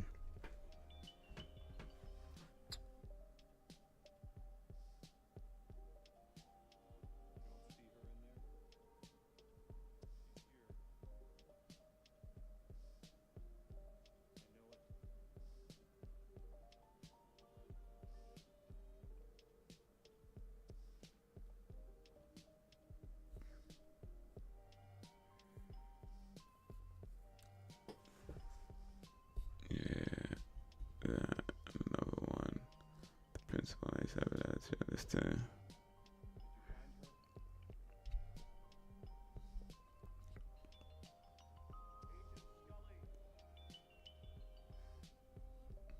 The principal.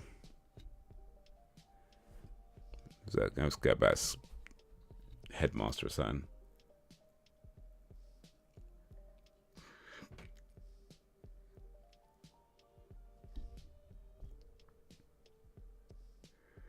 Those back in the day, troubled high school films.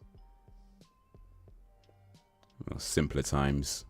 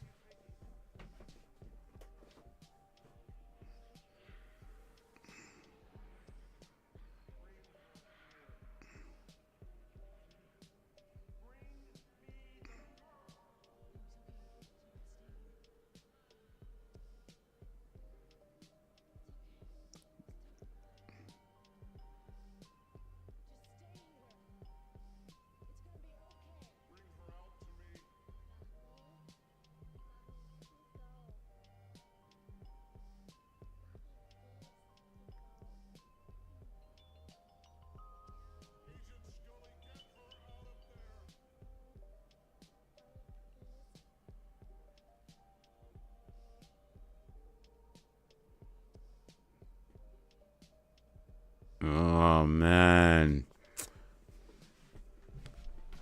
Scully. Oh.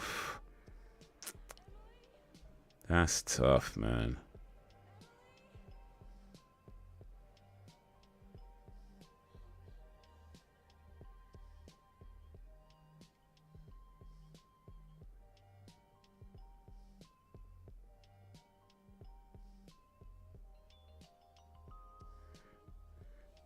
The music can lean on me and the principal. Doom doom doom doom doom doom doom doom. Enjoy Gore Fest. Sue me.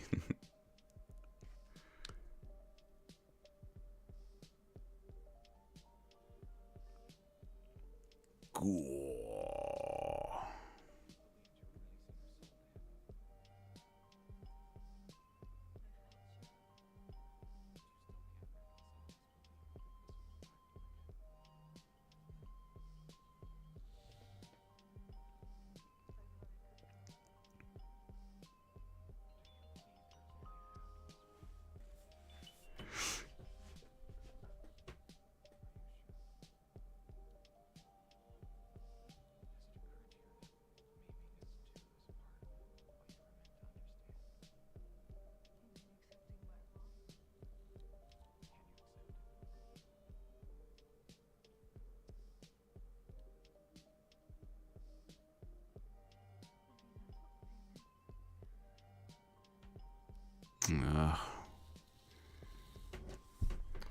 Oof, that was a good episode, man.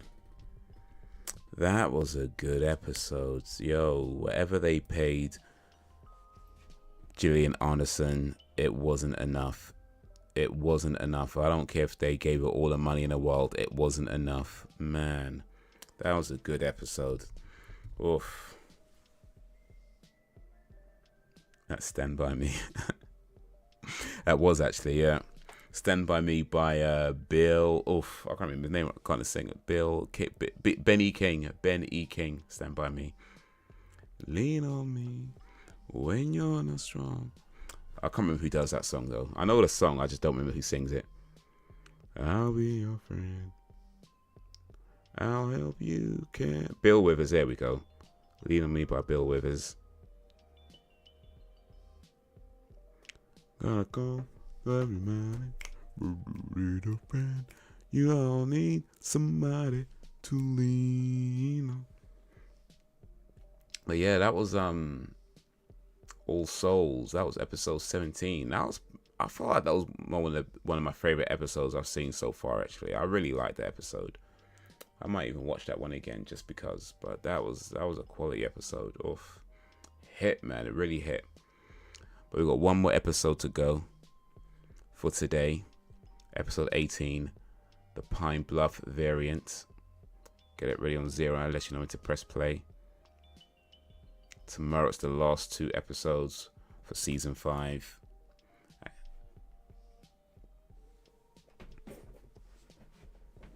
And then Thursday, the last time we stream 3 nights a week. Ben E. King, yeah. There's a film called Stand By Me as well. It's based on a Stephen King book. That's a really good movie as well.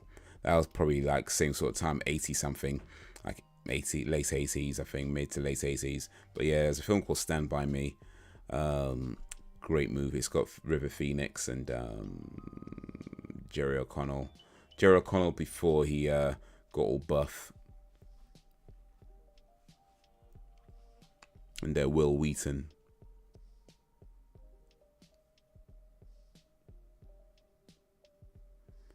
Favorite films and stuff. Just can't pick out the one with the most gore.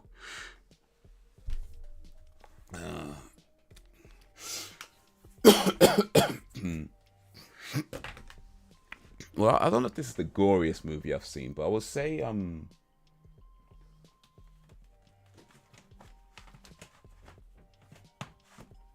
this is definitely a gore fest, though. Like, is it the goriest film I've seen? It kind of is and it kind of isn't. I mean, the gore in this is more comical than, disturbing.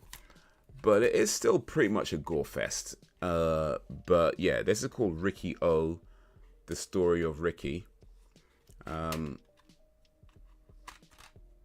That's the cover. Well, that's the variant cover, because I've got a special edition Blu-ray. But yeah, Ricky, the story of Ricky O. I think that's the regular cover right there. Ricky O, the story of Ricky. But yeah, this is a great film. If you like martial arts and if you like gore, it's a good one to watch. Definitely recommended. It's so over the top. It really is. It's madly, extremely over the top. And it's great. I love Stand By Me. Yeah, it's a great film, man. Film and TV seem to go more anti-religion these days. Yeah, there's probably truth to that. There's probably truth to that. I mean,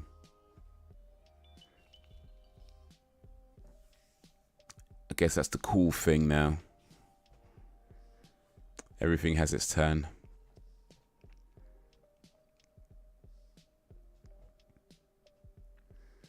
Yeah, not to give a spoiler, just a quick summary of me is about an overly strict but determined guy who's trying to get a high school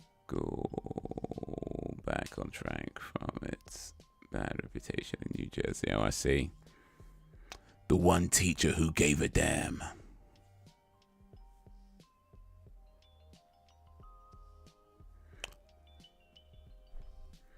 When all the other people gave up on these students, there was the one teacher that gave a damn. Lean on me.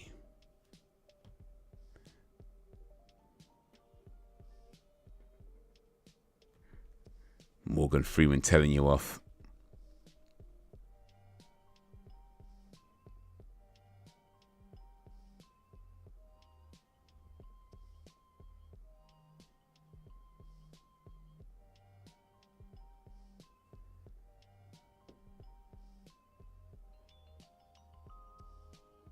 It's directed by John G. Avildsen. I know that name. What film? Oh yeah, he directed Rocky, wasn't it? Yeah, he directed Rocky and Karate Kid. He directed Rocky, Karate Kid. Yeah. Bunch of other movies as well. All right, big up John G. Okay, so here we go. Final episode of the evening, episode 18. Hopefully you're ready on zero.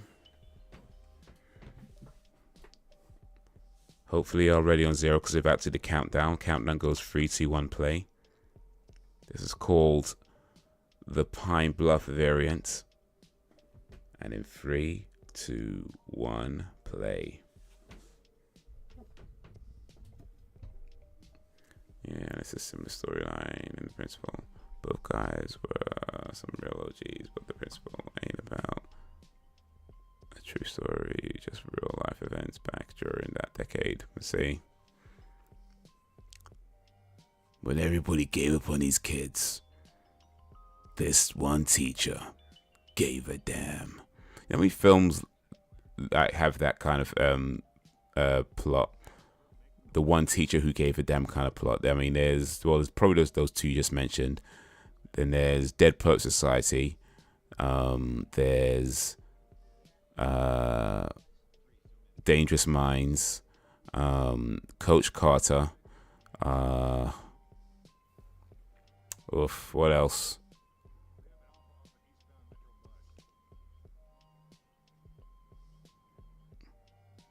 I'm blanking on a few, but yeah, there's a bunch of movies that have that same kind of plot. You know, the one teacher who gave a damn.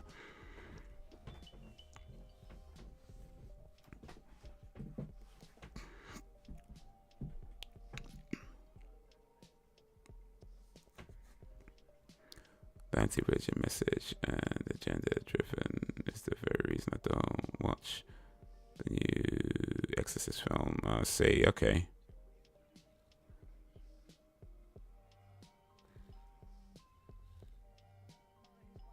Wait, The Exorcist is anti-religion. It's kind of an odd choice for a film about devil worshipping. Like, are they sending a message that it's good to get possessed by the devil? Not devil worship, sorry, devil possessions. Excuse me. So seems like an odd way to go for a film about devil possession. I mean, each their own. I'm not here to judge nobody, but I'm just saying it feels like a. But yeah, I don't know. I've not seen it, and to be honest, I don't know if I have any inklings to go watch it. I mean, never say never, of course, but yeah, it's definitely a film that is not on my radar of films I care to watch when it comes down to it, I suppose. So yeah.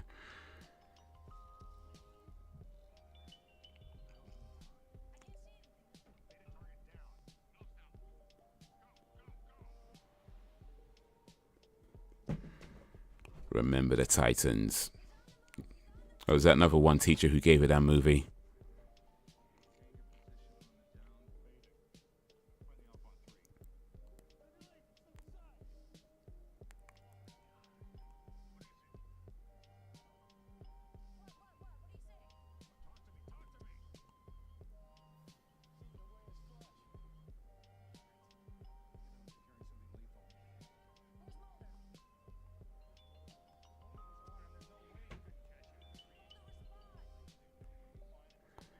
With Love Part 2, Sidney Poitier, 1996.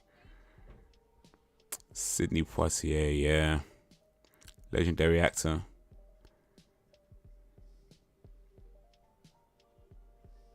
He was in a film called Heat of the Night. Quality film.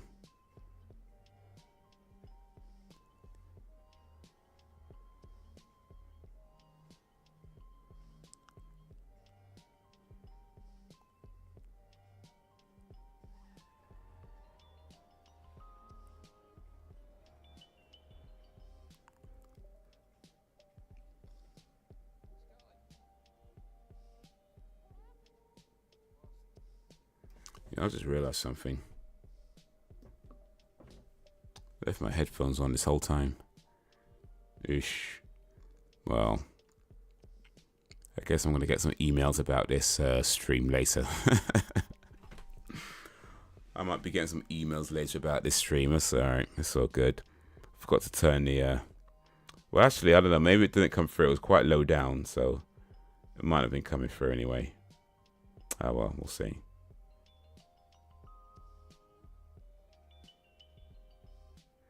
Messengers, religion won't save you, love will, a complete insult to the original. Oh, I see. Yeah, that's one of the annoying things about remakes, isn't it? Like, I mean, of course, you know, a remake doesn't have to do what the original does. In fact, it's best that they don't do the same thing as the original does. Otherwise, what's the point of remaking it, right?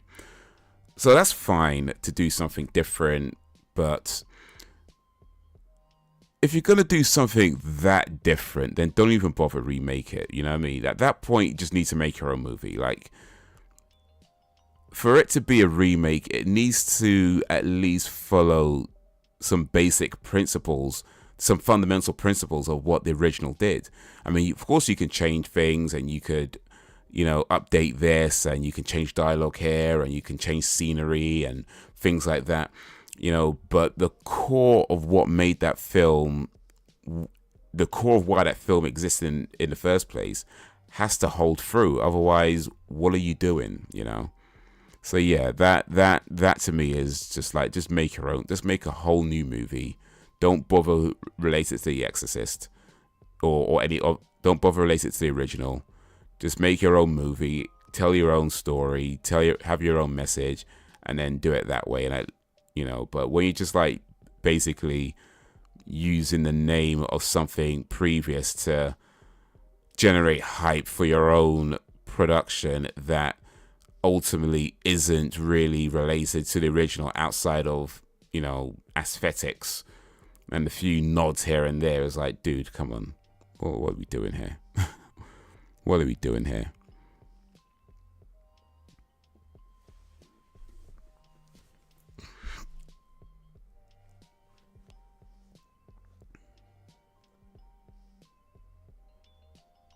Be religious.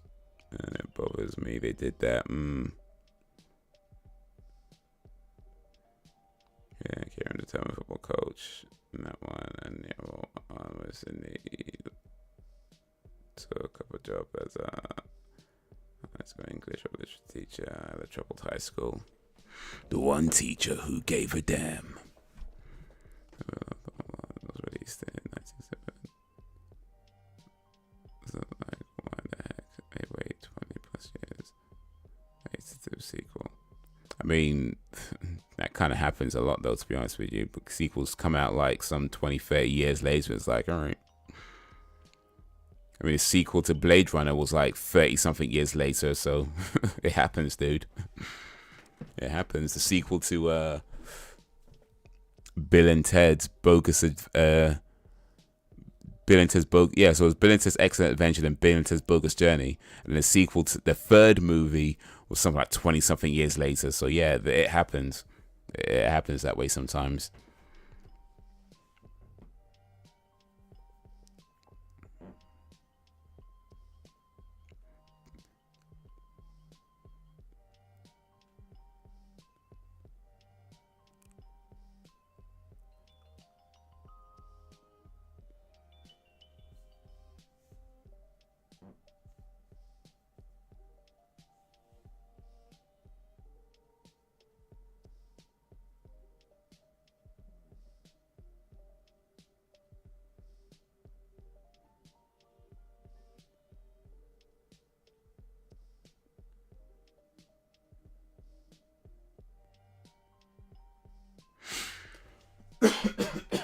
Excuse me.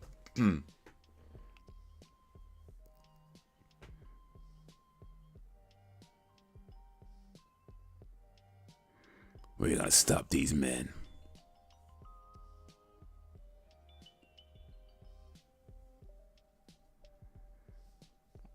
No one's to come a copy of the original movie, but to do that, nah, I will not watch that movie. I don't say that lightly because I'll give anything a go. Nah, I get that. I get that.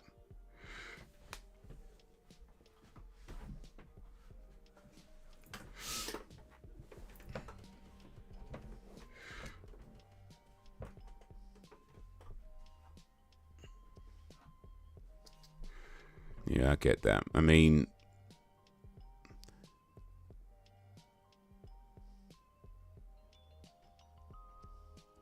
there's a point where it's just like, it just feels like a cheap cash grab, right? Where you're just taking something that was popular before and relating yourself to it because you can maybe siphon some ticket sales out of that. But in the end, it's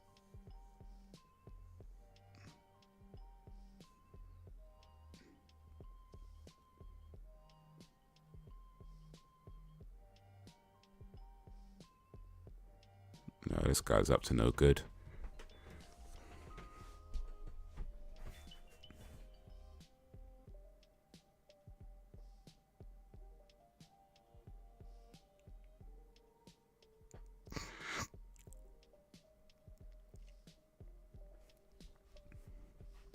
But yeah, Hollywood's just full of crap though, isn't it? Like when it comes to these things. And this day and age, there's so many like sequels and remakes and reboots and adaptations, and it's like nothing could exist just on its own anymore, you know what I mean? Like everything has to be like based on something else. Like how many genuinely original ideas get released in the cinema now? Like I don't think there's been that many. Like in the last, I don't know, let's say 5 years or so, how many movies have come out that have actually been original ideas? I mean, I'm not saying there's none. I'm sure there's some. Like maybe Everything Everywhere All at Once. I don't think that was based on anything. But that's like one film out of how many films that got released in the last 5 years. It just seems like everything is a sequel, a remake, a reboot, a redoing, a reworking, a this, and based on this, based on that. And it's just like, mate, does anybody have any original ideas anymore?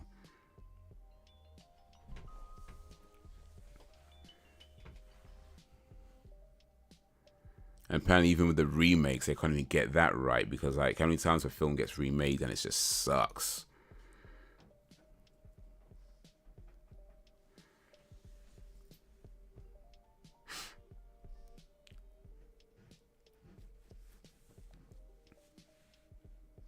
The Exorcist isn't even one of my favorite movies, but I respect it for what they did.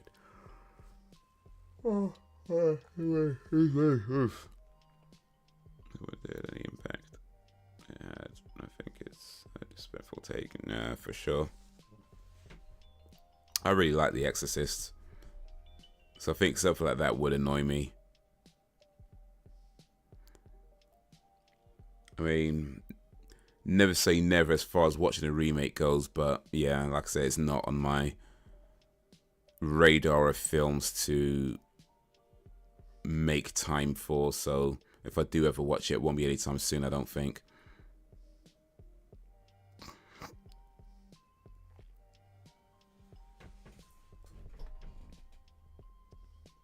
Raw.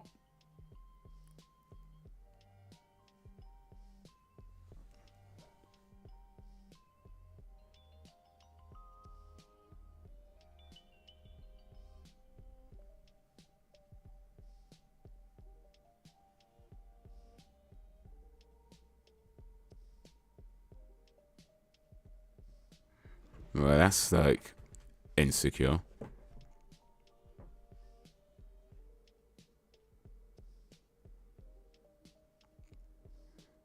Just giving out keys, saying, "Oh yeah."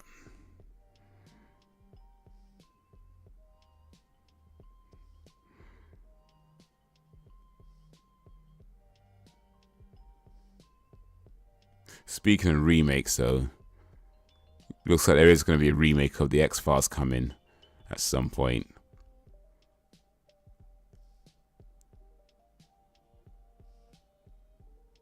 Or maybe not a remake, I don't know. It might be like a reboot or so. I don't know what they're going to call it. Something's happening that's based on the X-Files, by the looks of it. Whether it's a remake, a reboot, a reimagining, they got so many different names for these things now. But yeah, it looks like that is happening. And you know, hopefully it goes well. But bruh, the way the movie and TV industry is, like, it's a big hope.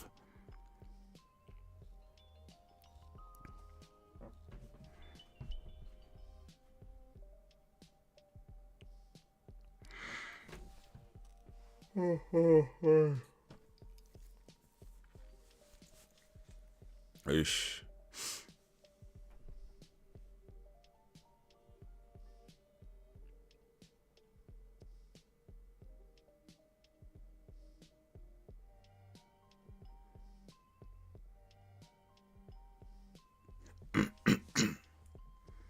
Scully got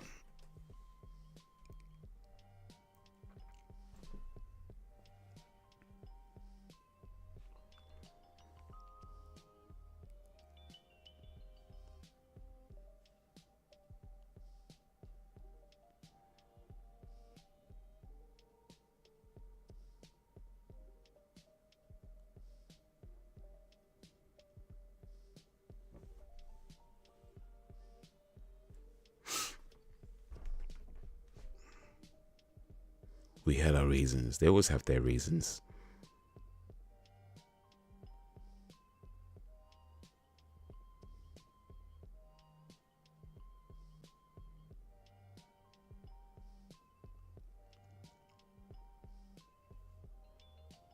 That guy was an angel.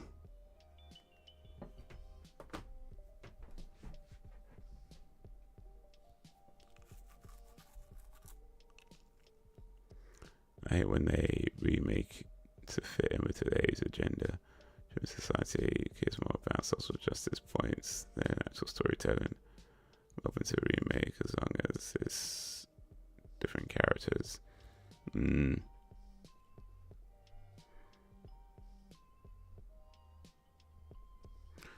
Yeah, from what I understand of the X-Files whatever that's coming, it is going to be different characters, which probably a better option than going with like a new Mulder and Scully.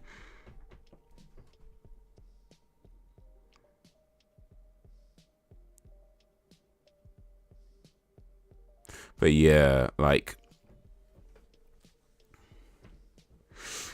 I was saying, I mean, it's fine for a movie to have a message and deliver that message however, you know, they feel they want to. Like, I have no issue with that. But yeah, I think certain ways of delivering those messages can just be egregious.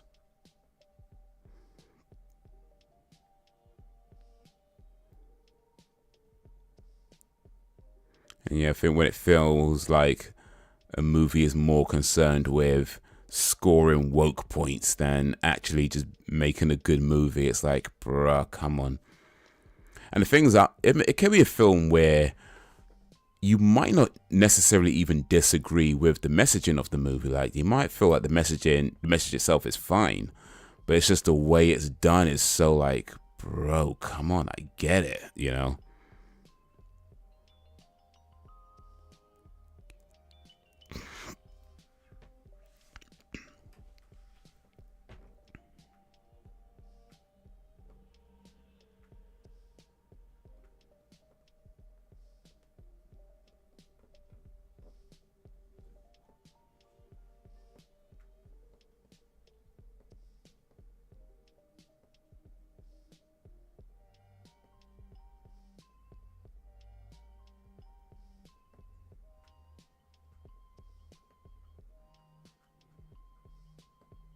Oof.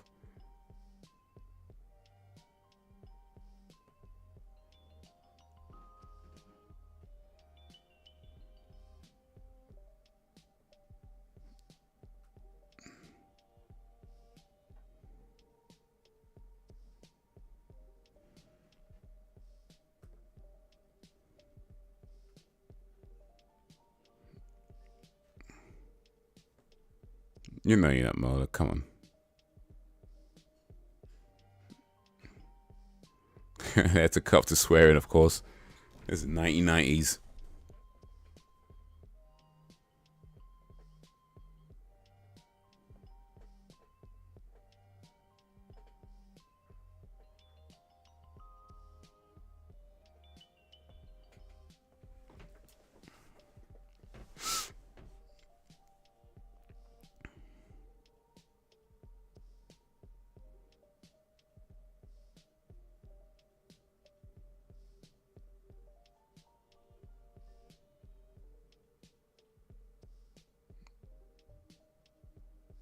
Oh, that is an accusation right there.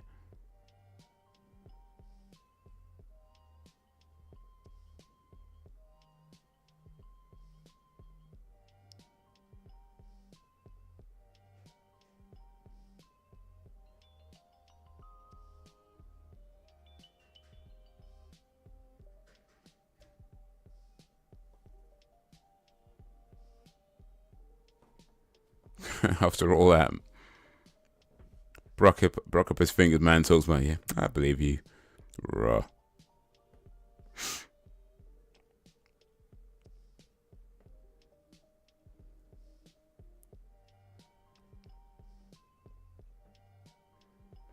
Okay, what is the best remake you guys have seen in, or the best example of a remake? Let me just say that instead. What to you is the best example of a remake?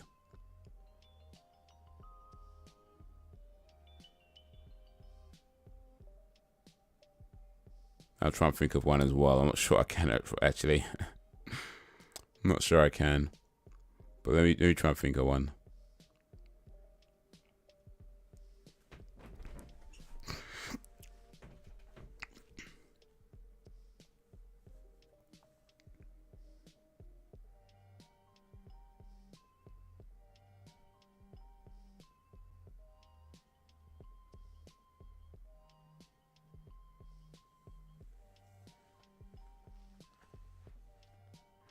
What legend annoys you the most when you see it pushed in TV and film? Feminism for me, just yuck. What agenda annoys me the most?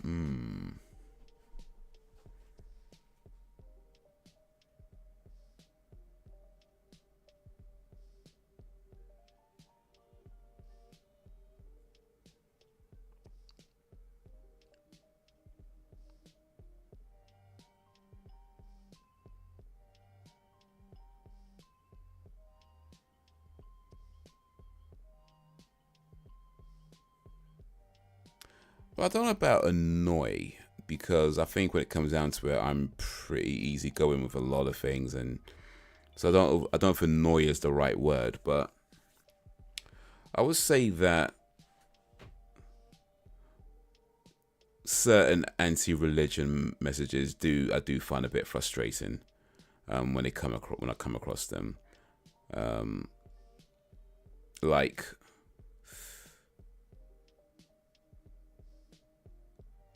When it's done in a way that is so unnecessary, like, you know what I mean? Like, it just comes out of nowhere, and you just feel like, why? What was the point of that? And it's like, people can believe or not believe as they want. Like, I that's none of my business. I don't care, right? And of course, a film could do whatever they want to do in terms of their messaging. I ain't saying that. But then certain times it just feels like it was so out of left field. Like, it just literally came out of nowhere. It had nothing to do with nothing that happened. And then you drop this, like, anti-religious or anti-God. And it's like, geez, like, why?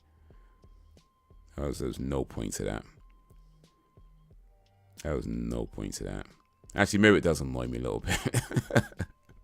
Maybe it does annoy me a little bit, actually. Now, I'm clearly talking about with some annoyance. So yeah, maybe it does annoy me a little bit.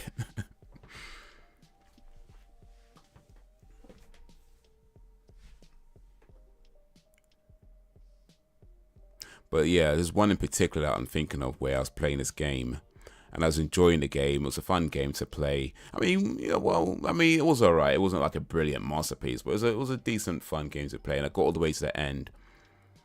And then right at the end, like, the last sort of lines that a character spoke was like, "God does not exist," and it was like, why? That had nothing to do with anything that happened in the game, and you just throw it out there as the last thing that gets said, and you like, what was the point of that?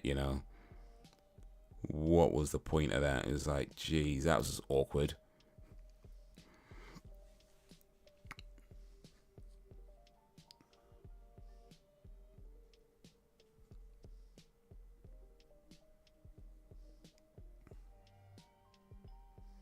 I really like the Evil Dead remake. Oh, I haven't seen those ones actually, but yeah, okay. I did like Evil Dead, from what I can remember of anyway. I liked Army of Darkness, that one I remember.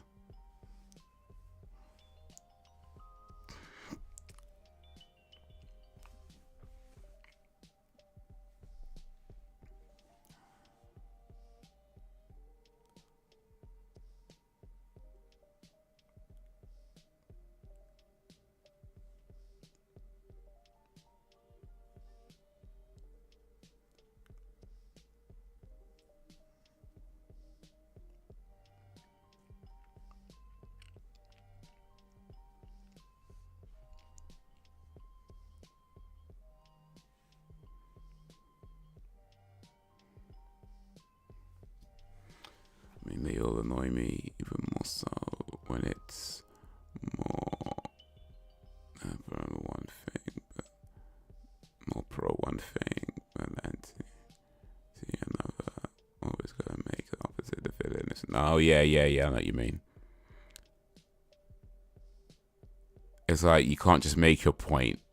They have to be like, and other guys are so evil. It's like, dude, I get you. I think I get what you mean. I think I've seen a few examples of that.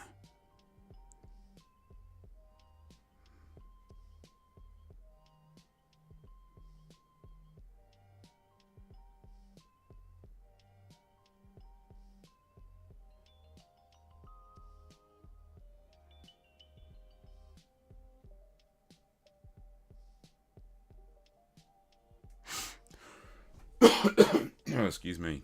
Sorry, coughing in you guys' ears. My bad.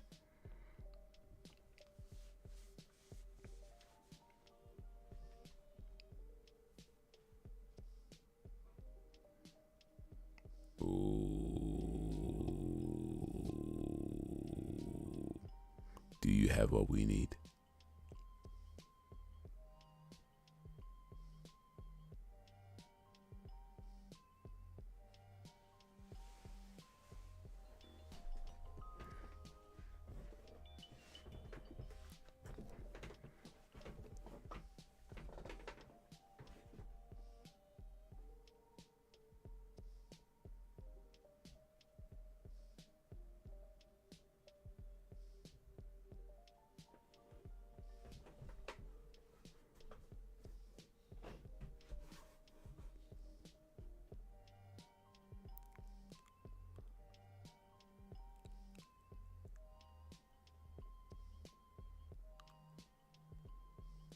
I don't trust this guy at all.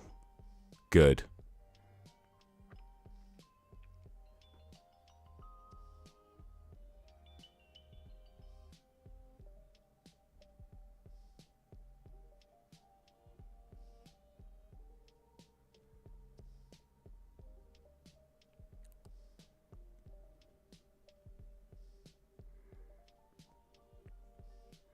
Yeah, I guess when it comes to like agenda pushing though, like in say movies or shows or other mediums, I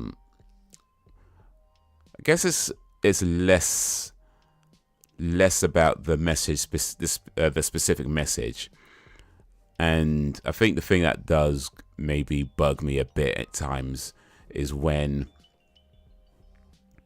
it's just so in your face. Like, I don't mind a little bit in your face because fine, be blatant, whatever, right?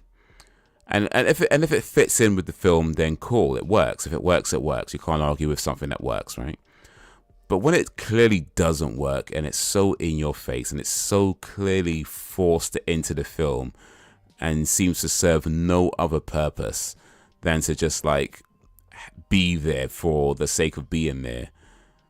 Yeah, that bugs me, because you take a film that's potentially a pretty good movie and then you just ruin it for no reason. Like, if you wanted to make a film about whether it's feminism or whatever you want to make a film about, then fine, do that.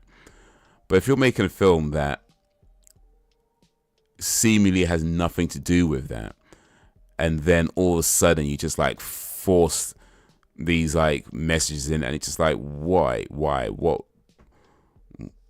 It doesn't do anything for the film or for, you know, the feminist cause. Like, it's just so pointless. So yeah, I feel like that is a thing that would bug me. That tends to bug me more than anything. Not so much the message itself, but more how the message is delivered, and in particular when it's done in a way that just does not work with the film.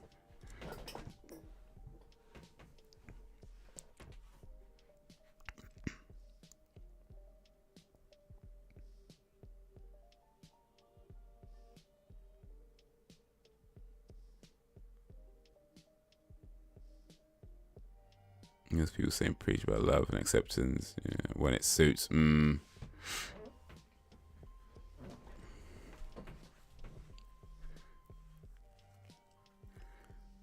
Yeah, the type of person who believes in freedom of speech, just as long as you say what they want you to say.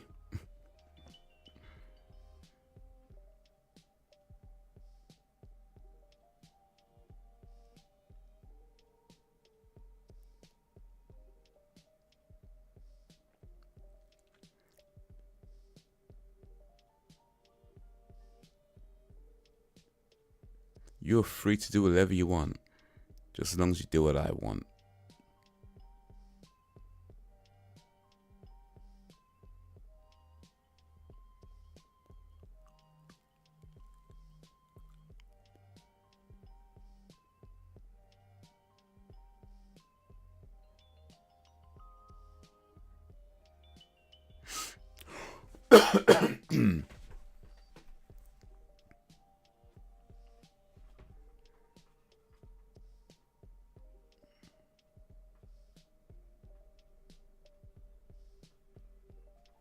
Or they gonna rob somebody.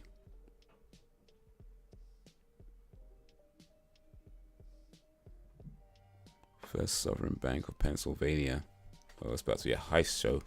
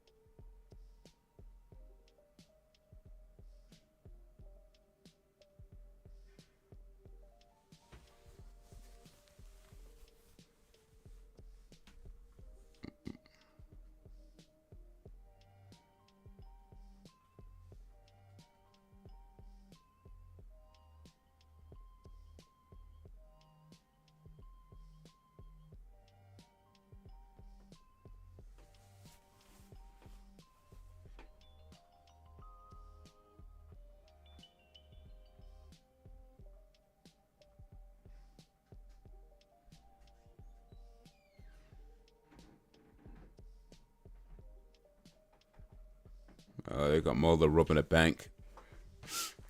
Oh man, sorry.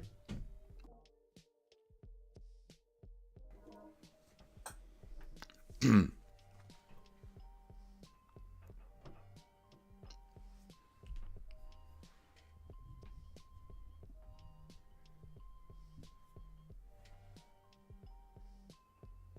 we're gonna do something.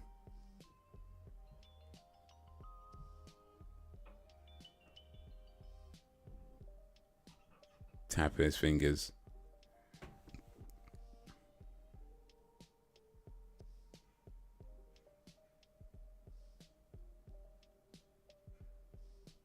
Oh.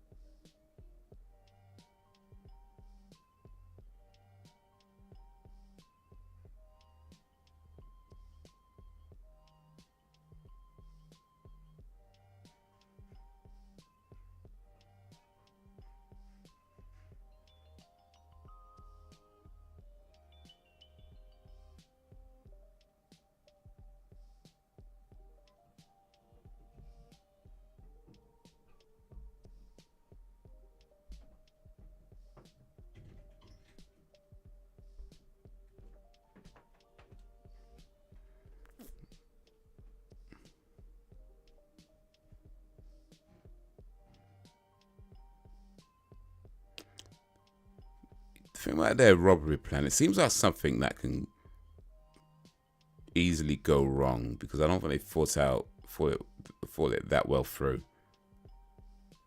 Like, there's so many like things that are unaccounted for.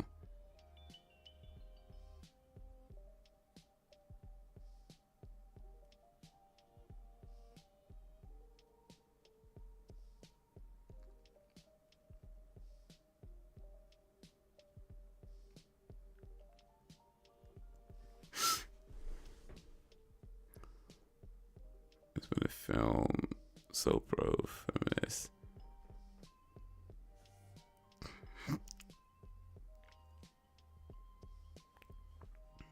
What problem is this man hating?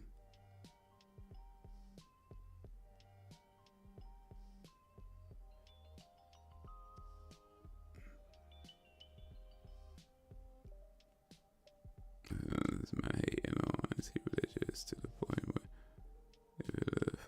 believers or being pro one race, you gotta bring down another just to make a crappy film? Yeah, I get that.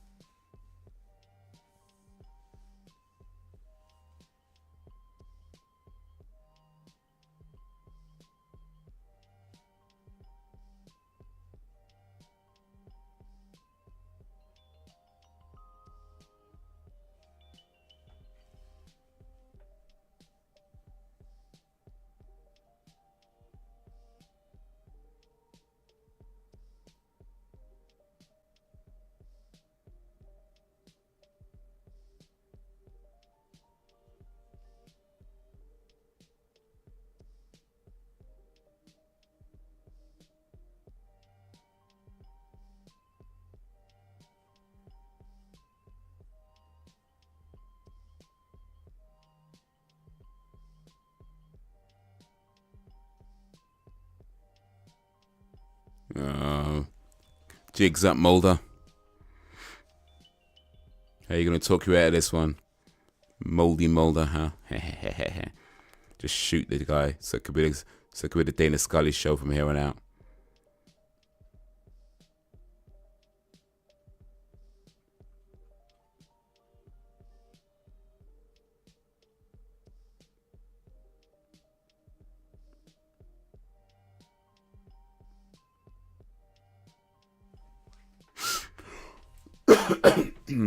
No.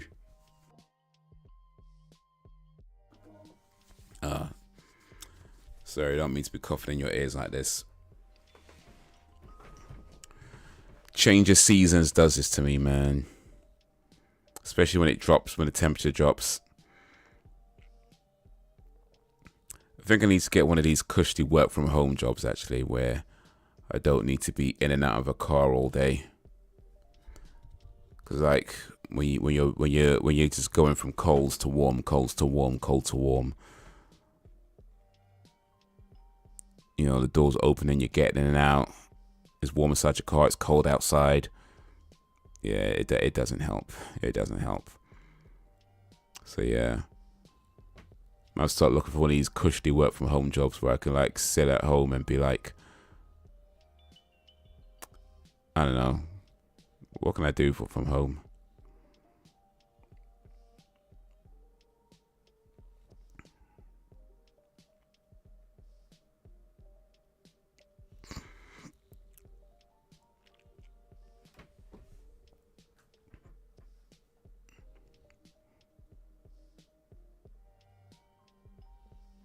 Independence Day Resurgence, Halloween, Town 2, Califor's Revenge, Cheap About a Dozen 2, Scooby Doo 2, Monsters Unleashed, Scary Movie 2, Scary Godmother 2, Rush Hour 2, Kill Bill 2, some good sequels to me.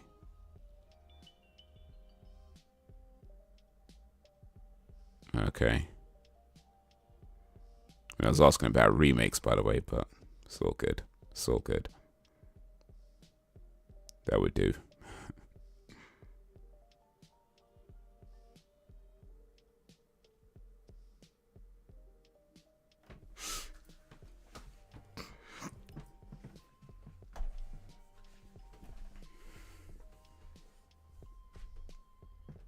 What'll be the point of that, though? They're going to shoot him anyway, like.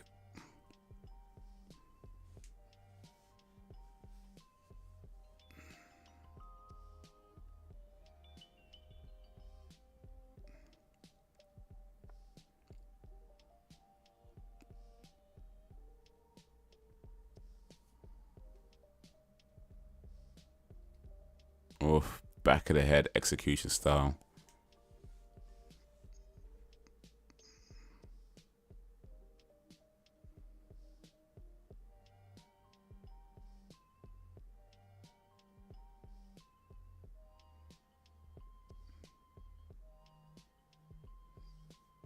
Oh.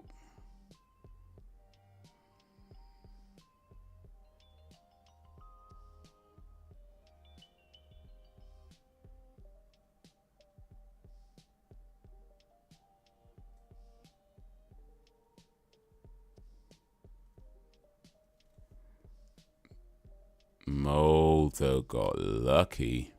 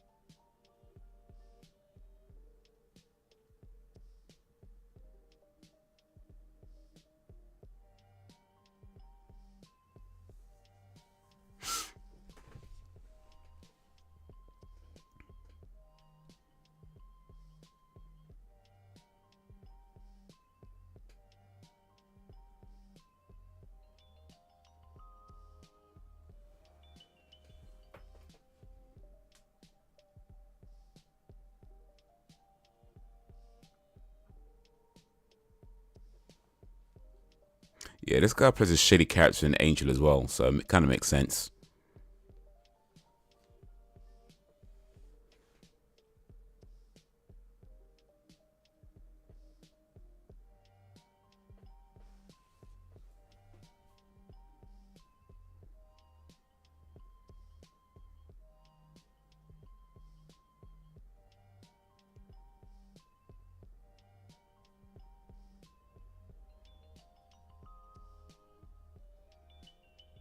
What do you want?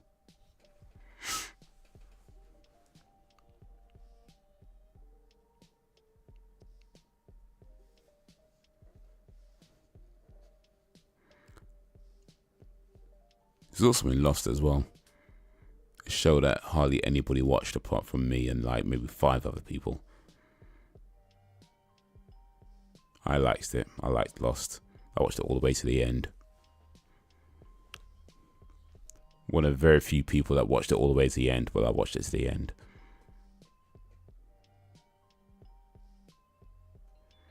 The EVGA remake is 2013, and honestly, it's pretty good.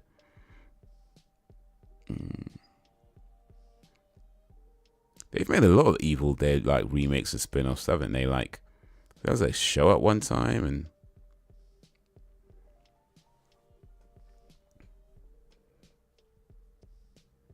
well, that was kind of an interesting episode. You know, less about the X-Files or less about the paranormal and side of the X-Files, and gets a bit more grounded. But I would say I didn't quite follow it in the beginning. Like, I know it was something to do with a toxin being tested, but I think I'm kind of missed something there.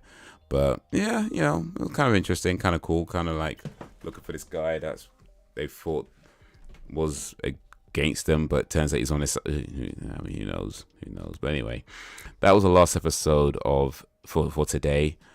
Tomorrow, Tuesday, TV Tuesdays. It's the final 2 episodes, 19 and 20, and then that's the end of season 5. And then at the end of season 5, well, from next week, Tuesdays 8 p.m. only, 1 stream a week. Movie night followed by game night the following week, followed by movie night the following week, followed by gaming the following week, and alternating between movies and games. Kicking off the new movie season with Stallone movies, along with Nightmare on Elm Street and Friday the 13th movies. So a lot of movies in those. A lot of movies. Might take a while to get through, but hey, it's all good. It's all good. But yeah, that's the plan from then to go to 1 a week from next week. But tomorrow, TV Tuesday, the last TV Tuesday, and then Thursday, gaming on Thursday, the last of the 3 nights a week streaming, and then we switch down to 1. But before all that, let me switch over to this screen and just chat to y'all for a little bit while we're winding down. Oof. Now.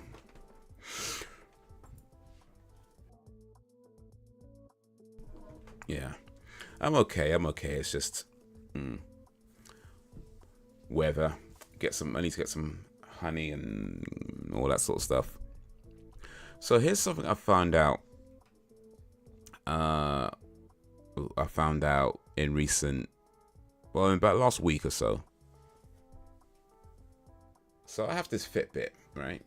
I've had this for about 4 months now, I think.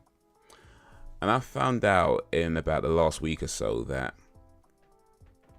these fitness tracker watches, Fitbit, Apple Watch, Garmin, all these fitness tracker watches, they're kind of racist, apparently. They're kind of racist. So here's the thing. I've been noticing that when I'm driving, it gives me these really off-key heart rate readings. And it only seems to be when I'm driving. At least that's what I'm noticing it. And it's telling me that my heart rate is like 130, 140 beats per minute while I'm driving. And I'm thinking, nah, that's definitely not right. You know, you can check your heart rate. You know, you can check your pulse doing this. So it's definitely not 130. That's madness. And the problem with it, if it's telling you, giving you, what's the worst remake I've seen? Oof, well, I've got to think about that. Let me come to that in a sec. But yeah, the problem with getting false readings is that it's going to mess up heart rate readings. It's going to mess up all your other things as well. But I watched a video on YouTube where the guy said that there's certain things that could affect the accuracy, and things like where you wear your watch, how you wear your watch. And something he mentioned in particular is that apparently your skin tone affects the accuracy as well, and that darker skin tones give more inaccurate readings. So, and that kind of took me by surprise a little bit, like, because you'd think like they'd make them for everybody, right? But apparently not. But here's the thing.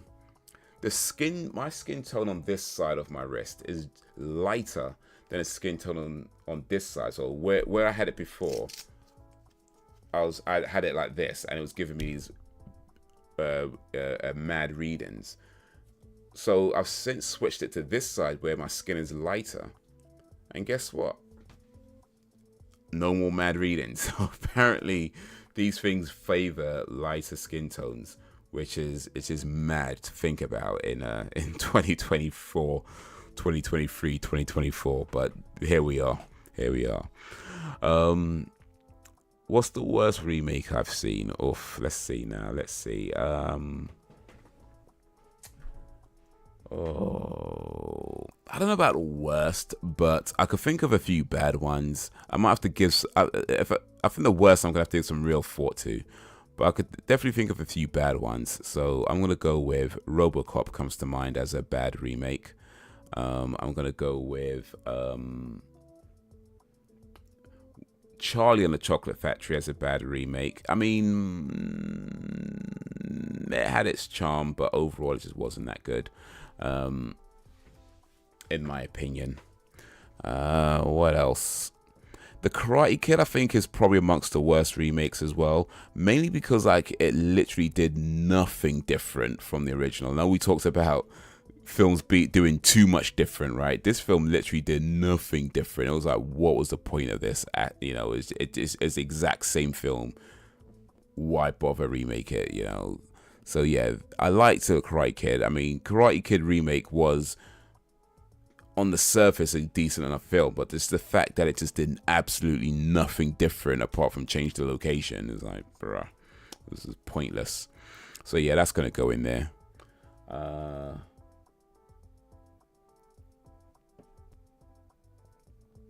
there's probably some others that I'm blanking on, I'm sure, but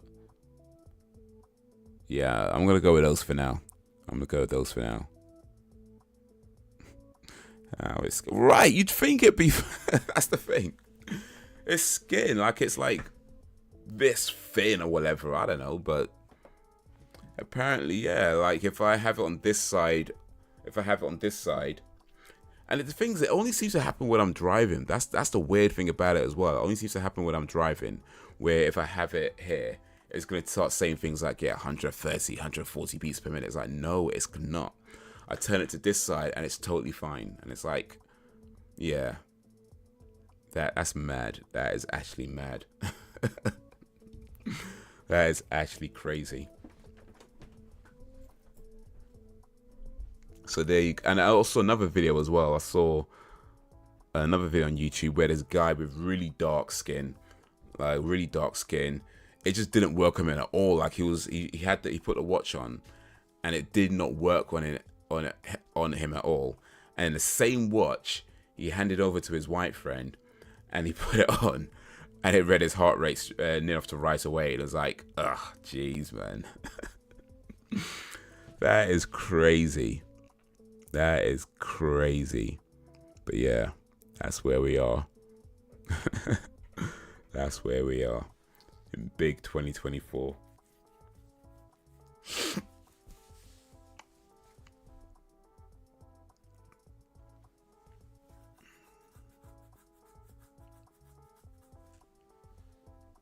So yeah, I've been wearing this on this side now to get better readings. It's fine. I mean, for me, it's fine, I guess. It's not bad, but yeah, if you have darker skin than me, it's I guess don't bother get one of these watches. If your skin is dark, quite dark in tone, don't bother get one of these watches. It's just going to be a waste of money. For me, Black Christmas 2019, talking about woke trash, that film Fisted Bill. Oh, I don't think I've seen that one. Oh wait, did I see that one? I can't remember. No, I think I might have actually. I don't remember it though. I know I've seen the original, and to be fair, I don't remember that much either. But I feel like I did watch the remake, and I just totally forgot about what happens in that film.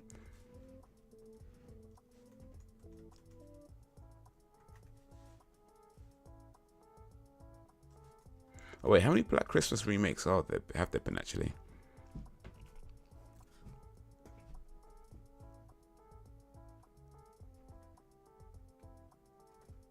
Because there's one in 2006 by the looks of it.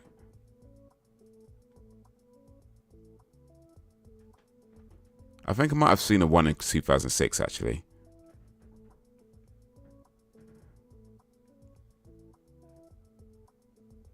Yeah, I think I might have seen a one in 2006. Yeah, it's 2006. That's the one that I've seen. I mean, again, I don't remember much from it, but yeah, I remember watching it. Just don't really remember a whole lot.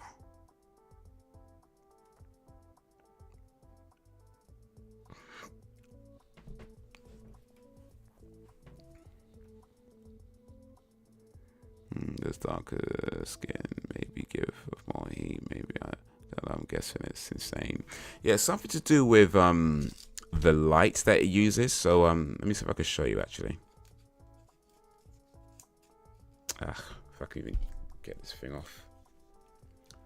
So they use these kind of light sensors. I don't know how much they're going to show on camera, but I don't know. Yeah, it might even be. Yeah, if you can see that green dot. So it uses these kind of light sensors, and apparently, yeah, they just don't read through darker skin tones that well. They also don't work, and I saw this in this is something I saw in the video as well. If you are clinically obese, like, you know, not just a little bit chubby, but if you're like obese, apparently they don't work on obese people either, because obese people tend to have thicker skin, and then the light doesn't get through that all the way through, which is also kind of mad when you think about it as well, because this is a fitness band. You'd think you'd make a fitness band for somebody who might want to get in shape, you know, want to get fit, right? And I think obese people might be your biggest buyers of fitness bands, or people wanting to get fit, right? That's you made a fitness bands that doesn't work on people who actually might want to use it. That is crazy. That is absolutely insane. We're going to make a fitness band that's only going to work on people who don't actually need it. That is madness.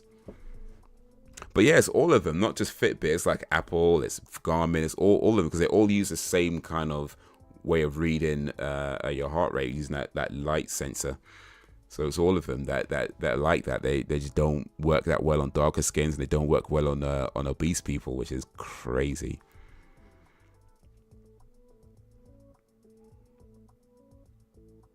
I think it's 4, and then it's for the ongoing topic of Cat Williams. Okay, I've heard about that guy. Apparently he's been spilling some beans. I don't know what he's been saying though. I heard a little bit about it, but I haven't seen the interview or anything myself. So I was kind of heard bits and pieces what people have said. But yeah, apparently Cat Williams is telling everybody's secrets right now. So oof.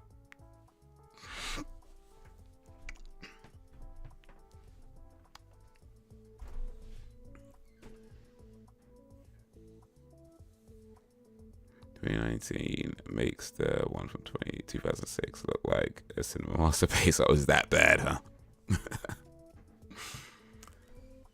It's that bad.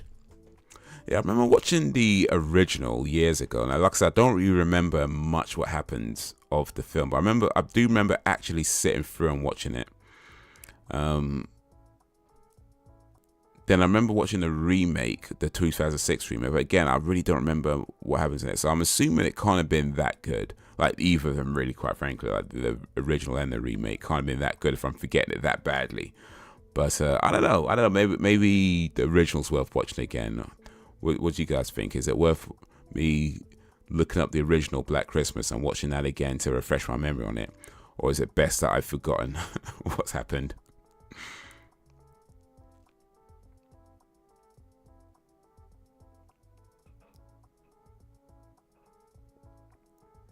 Topic is juicy like American burgers. Oh, I see.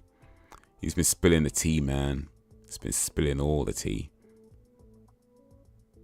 Exposing people.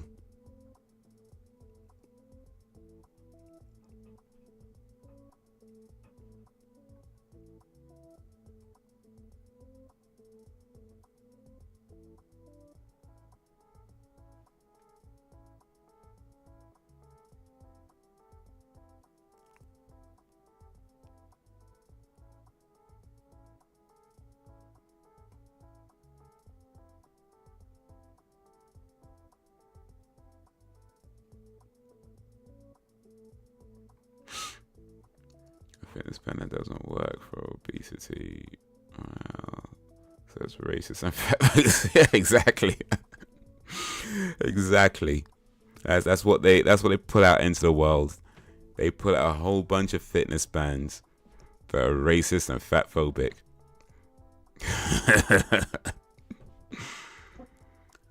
Man.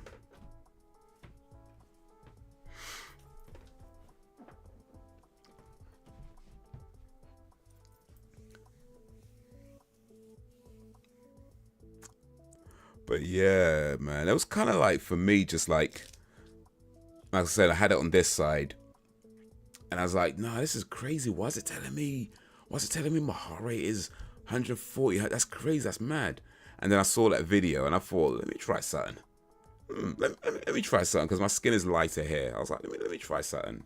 Put it here. Literally, that's all I did. So it's this side, and it's like, oh. Turns out he was right. Turns out he was right. But it's kind of, I don't know if you can tell though, but it's not that my skin is that much lighter though. Like,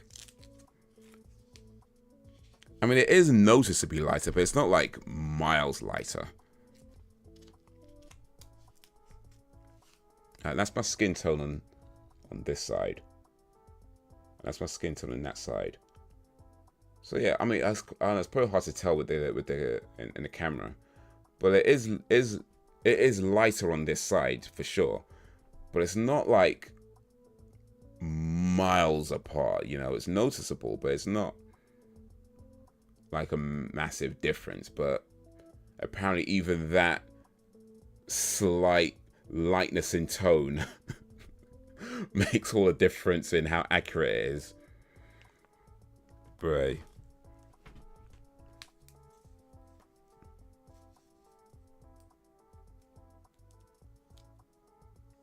Yeah, P and Shannon Sharp in that one-on-one conversation vid. Cat Williams is a comedian. Let's see. He's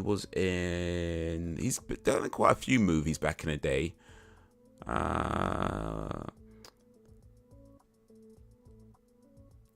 But I guess he was kind of famous for playing like a pimp role. Let me see if I can find a picture of him actually, because you've probably seen him and maybe just didn't know that was him.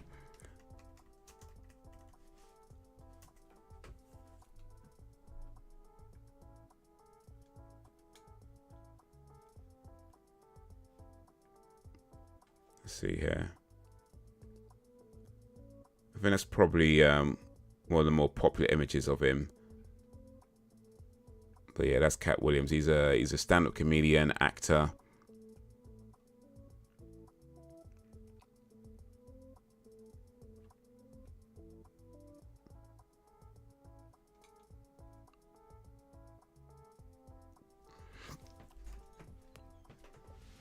The original was decent. Okay, I'm gonna have to maybe rewatch that one day. Stand-up comedian and actor. It's been a trend again. That's the next Sunday. Oh, some of his movies. Yeah, he's done quite a lot of movies, like a lot of comedy movies, and you know. But yeah, he's been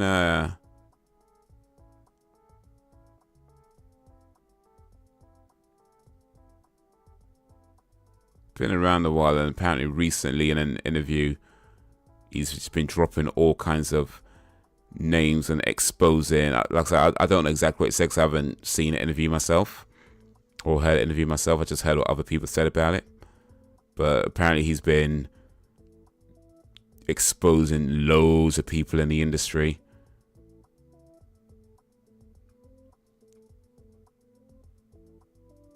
If you were Saltburn, you'll thank me.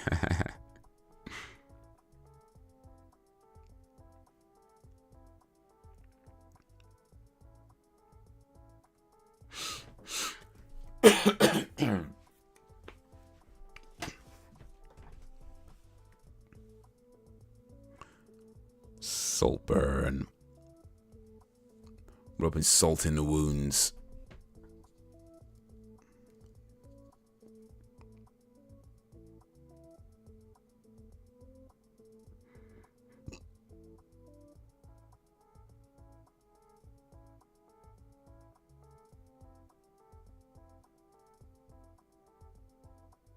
Who I need the juice. Well, apparently he said stuff about Kevin Hart. He said stuff about who else? What then? Well, who's he dropped names like? Kevin Hart was one of them. Ice Cube, Cedric the Entertainer, Steve Harvey's name come up, I think. Michael Blackson, I think, was one of them.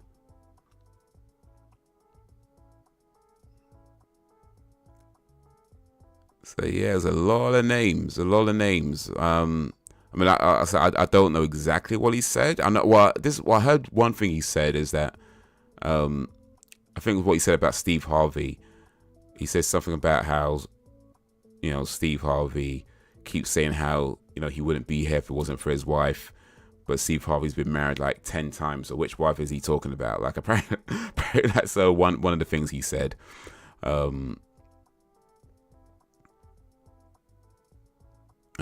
But yeah, I'm gonna have to check out the interview though, because yeah, it's getting a lot of buzz. It's getting a lot of buzz. So I'm gonna have to make some time for it. Maybe put it on in the car or something while I'm driving. Let my passengers listen to it as well. Oh, he said what?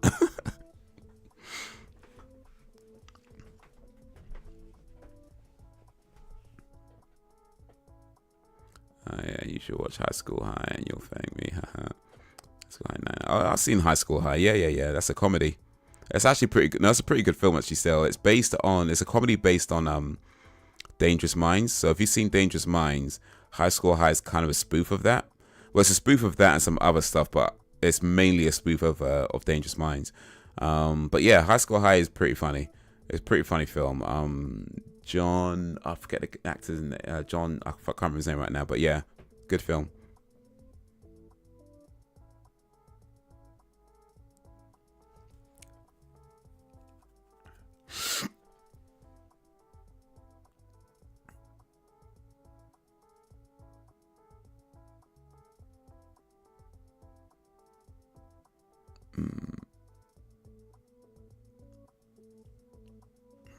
Michael Blackson.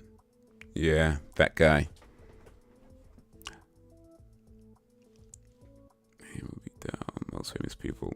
Yeah, I mean, a lot of it is like, and I guess one of the reasons why I haven't paid that much attention to the whole thing is because, like, at this point, I do feel like there's no celebrity that doesn't have dirt on them, especially like famous celebrities. Like, I'm like 99% sure that all these really famous celebrities, especially the ones with the squeakiest, cleanest images, have the most amount of skeletons in their closet. Like, and I ain't even trying to say it in some kind of judgmental way. It's just that's, you know, how it's been. Like, people do things to get places that they don't want other people knowing about, and they go to the greatest lengths to keep it a secret, to maintain an image, to maintain a public, you know, view or whatever. You know, people have been doing that for years. That's nothing new. So it's kind of like, oh, this person turned out to be somebody that you didn't think he was. It's like, that's not news to me. But, bruh, I guess this Cat Williams things might be a bit bigger.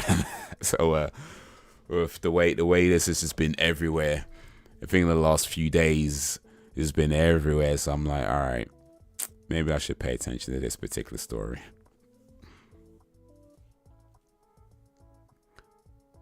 Stephen Hawking. Okay, yeah. Apparently he was on the Epstein list, wasn't he?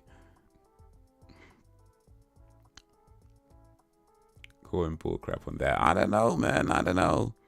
I mean, just because he couldn't move too well, don't mean he didn't like to get freaky. I mean, you probably have to type into his machine, oh baby, yeah, I like it like that, oh baby. Oh, mate, that's not funny.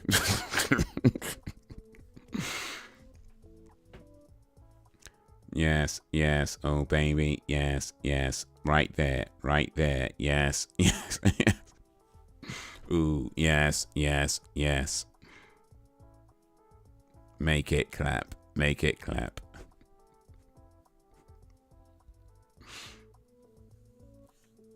He couldn't move at all. I mean,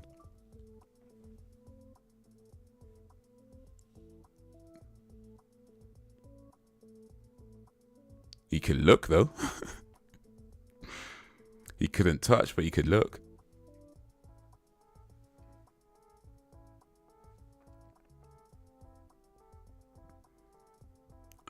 Check it out after I see what the deal is with my Fire Stick. I'm just saying, I don't know. It wouldn't surprise me.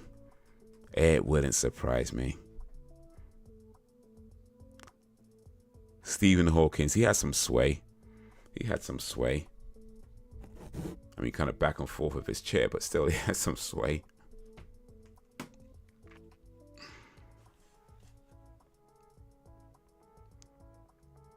But yeah, man, it's just celebrities. They do some mad things, and a lot of the madness are things you don't hear about, and a lot of their madness are things you won't even think they'd ever do. But celebrities be doing some mad things, man.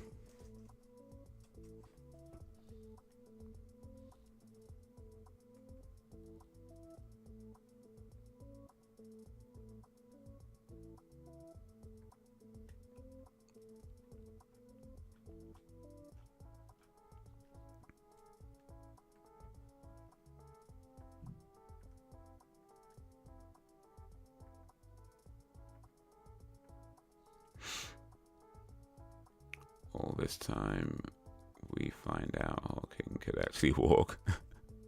That's probably his biggest secret. He only pretended to be crippled.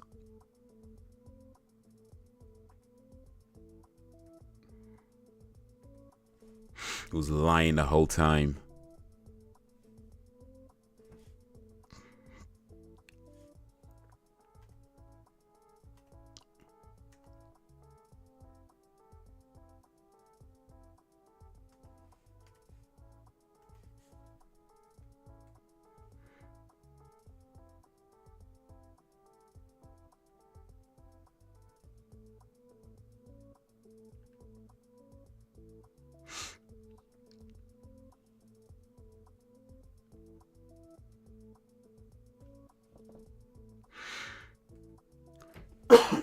Sorry.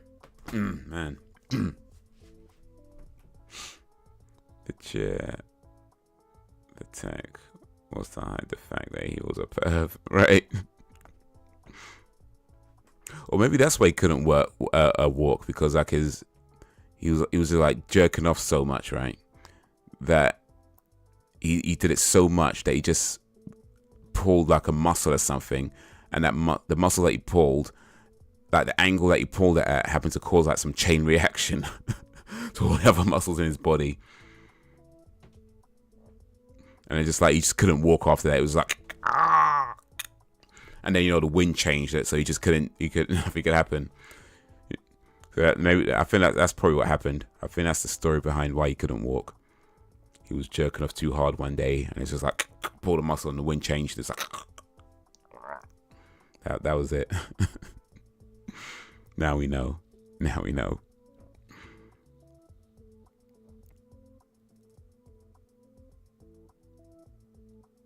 See something coming real quick. Check out news anchors emergency defecation disorder. News anchors emergency defecation disorder. What's that like? News anchors taking a crap on TV. You should work for exactly. Forget the. We should be the new Mulder and Scully.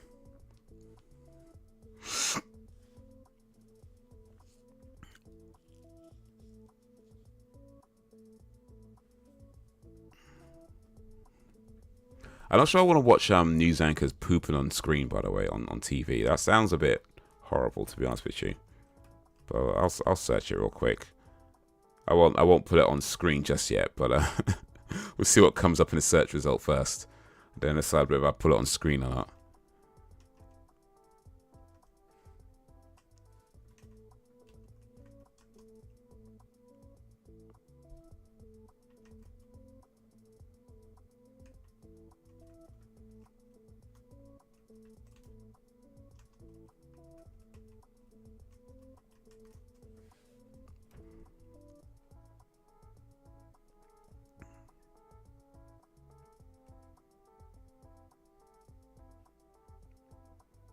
Watch news anchor laugh uncontrollably during emergency defecation news story.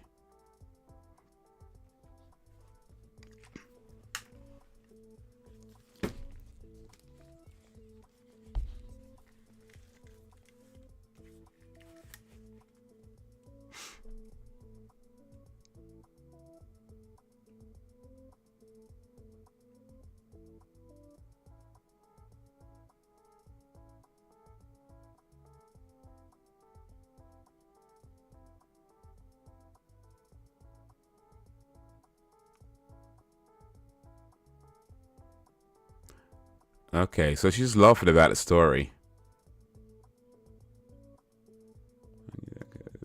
Funny reaction to a guy during Corsair and emergency defecations. Yeah, that's the video I'm watching right now, actually. I mean, I guess it's kind of funny, but I mean,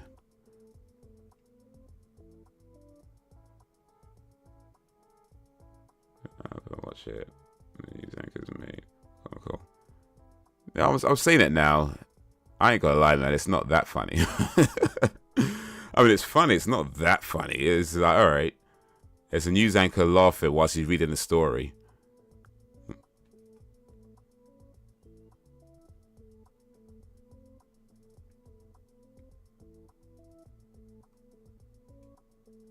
All right. Well, appreciate the recommendation, but yeah. Anyway,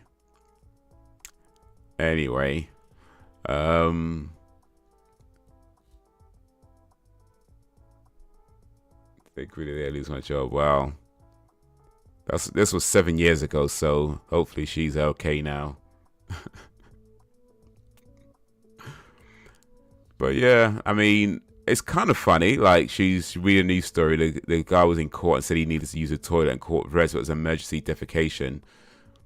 And then she's reading the story and she's laughing while she's reading the story, and it's like, okay, it's humor to it. I mean, it's a funny thing that you might see on Instagram. I don't know if it was like as funny as you made it out to be honest with you, Barracks. Like, but at least it wasn't somebody pooping on screen, so there is that much. There is that much. At least it wasn't somebody pooping on screen. We don't need to see that. But hey, appreciate the recommendation nonetheless. It's all good. So good. But yeah, guys, we are at that time to start winding down. Next live stream tomorrow, 8 p.m. at GMT. The last 2 episodes of the X-Files.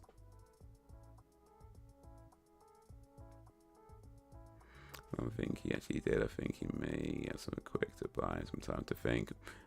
Oh, that the court guy. Yeah, maybe, probably. I mean, why not, right? Hey, listen, if you need time to think in court, you just do what you can. Hey, I need to go toilet. Yeah, I need to go toilet. Yeah. Go think of your lies while you're in the toilet. Why not, man? I can't be mad at that. Can't be mad at that. But yeah, it's late. It's almost 11:30. It's like 11:20 right now. 11:21 right now. So yeah, it's late. I'm gonna go relieve myself. I might even put a little food in my belly. Maybe just a little bit of food in my belly. We'll see. But yeah, tomorrow, 8 p.m. GMT, last couple of episodes of season 5 for the X-Files. Hopefully I'll see you guys there. If you can make it, that'd be awesome. But yeah, that's going to be it for now, guys. You've been awesome as always. I appreciate you and all that you do. Thank you for keeping me company. Thank you for keeping it lively. And until whenever, if ever, peace.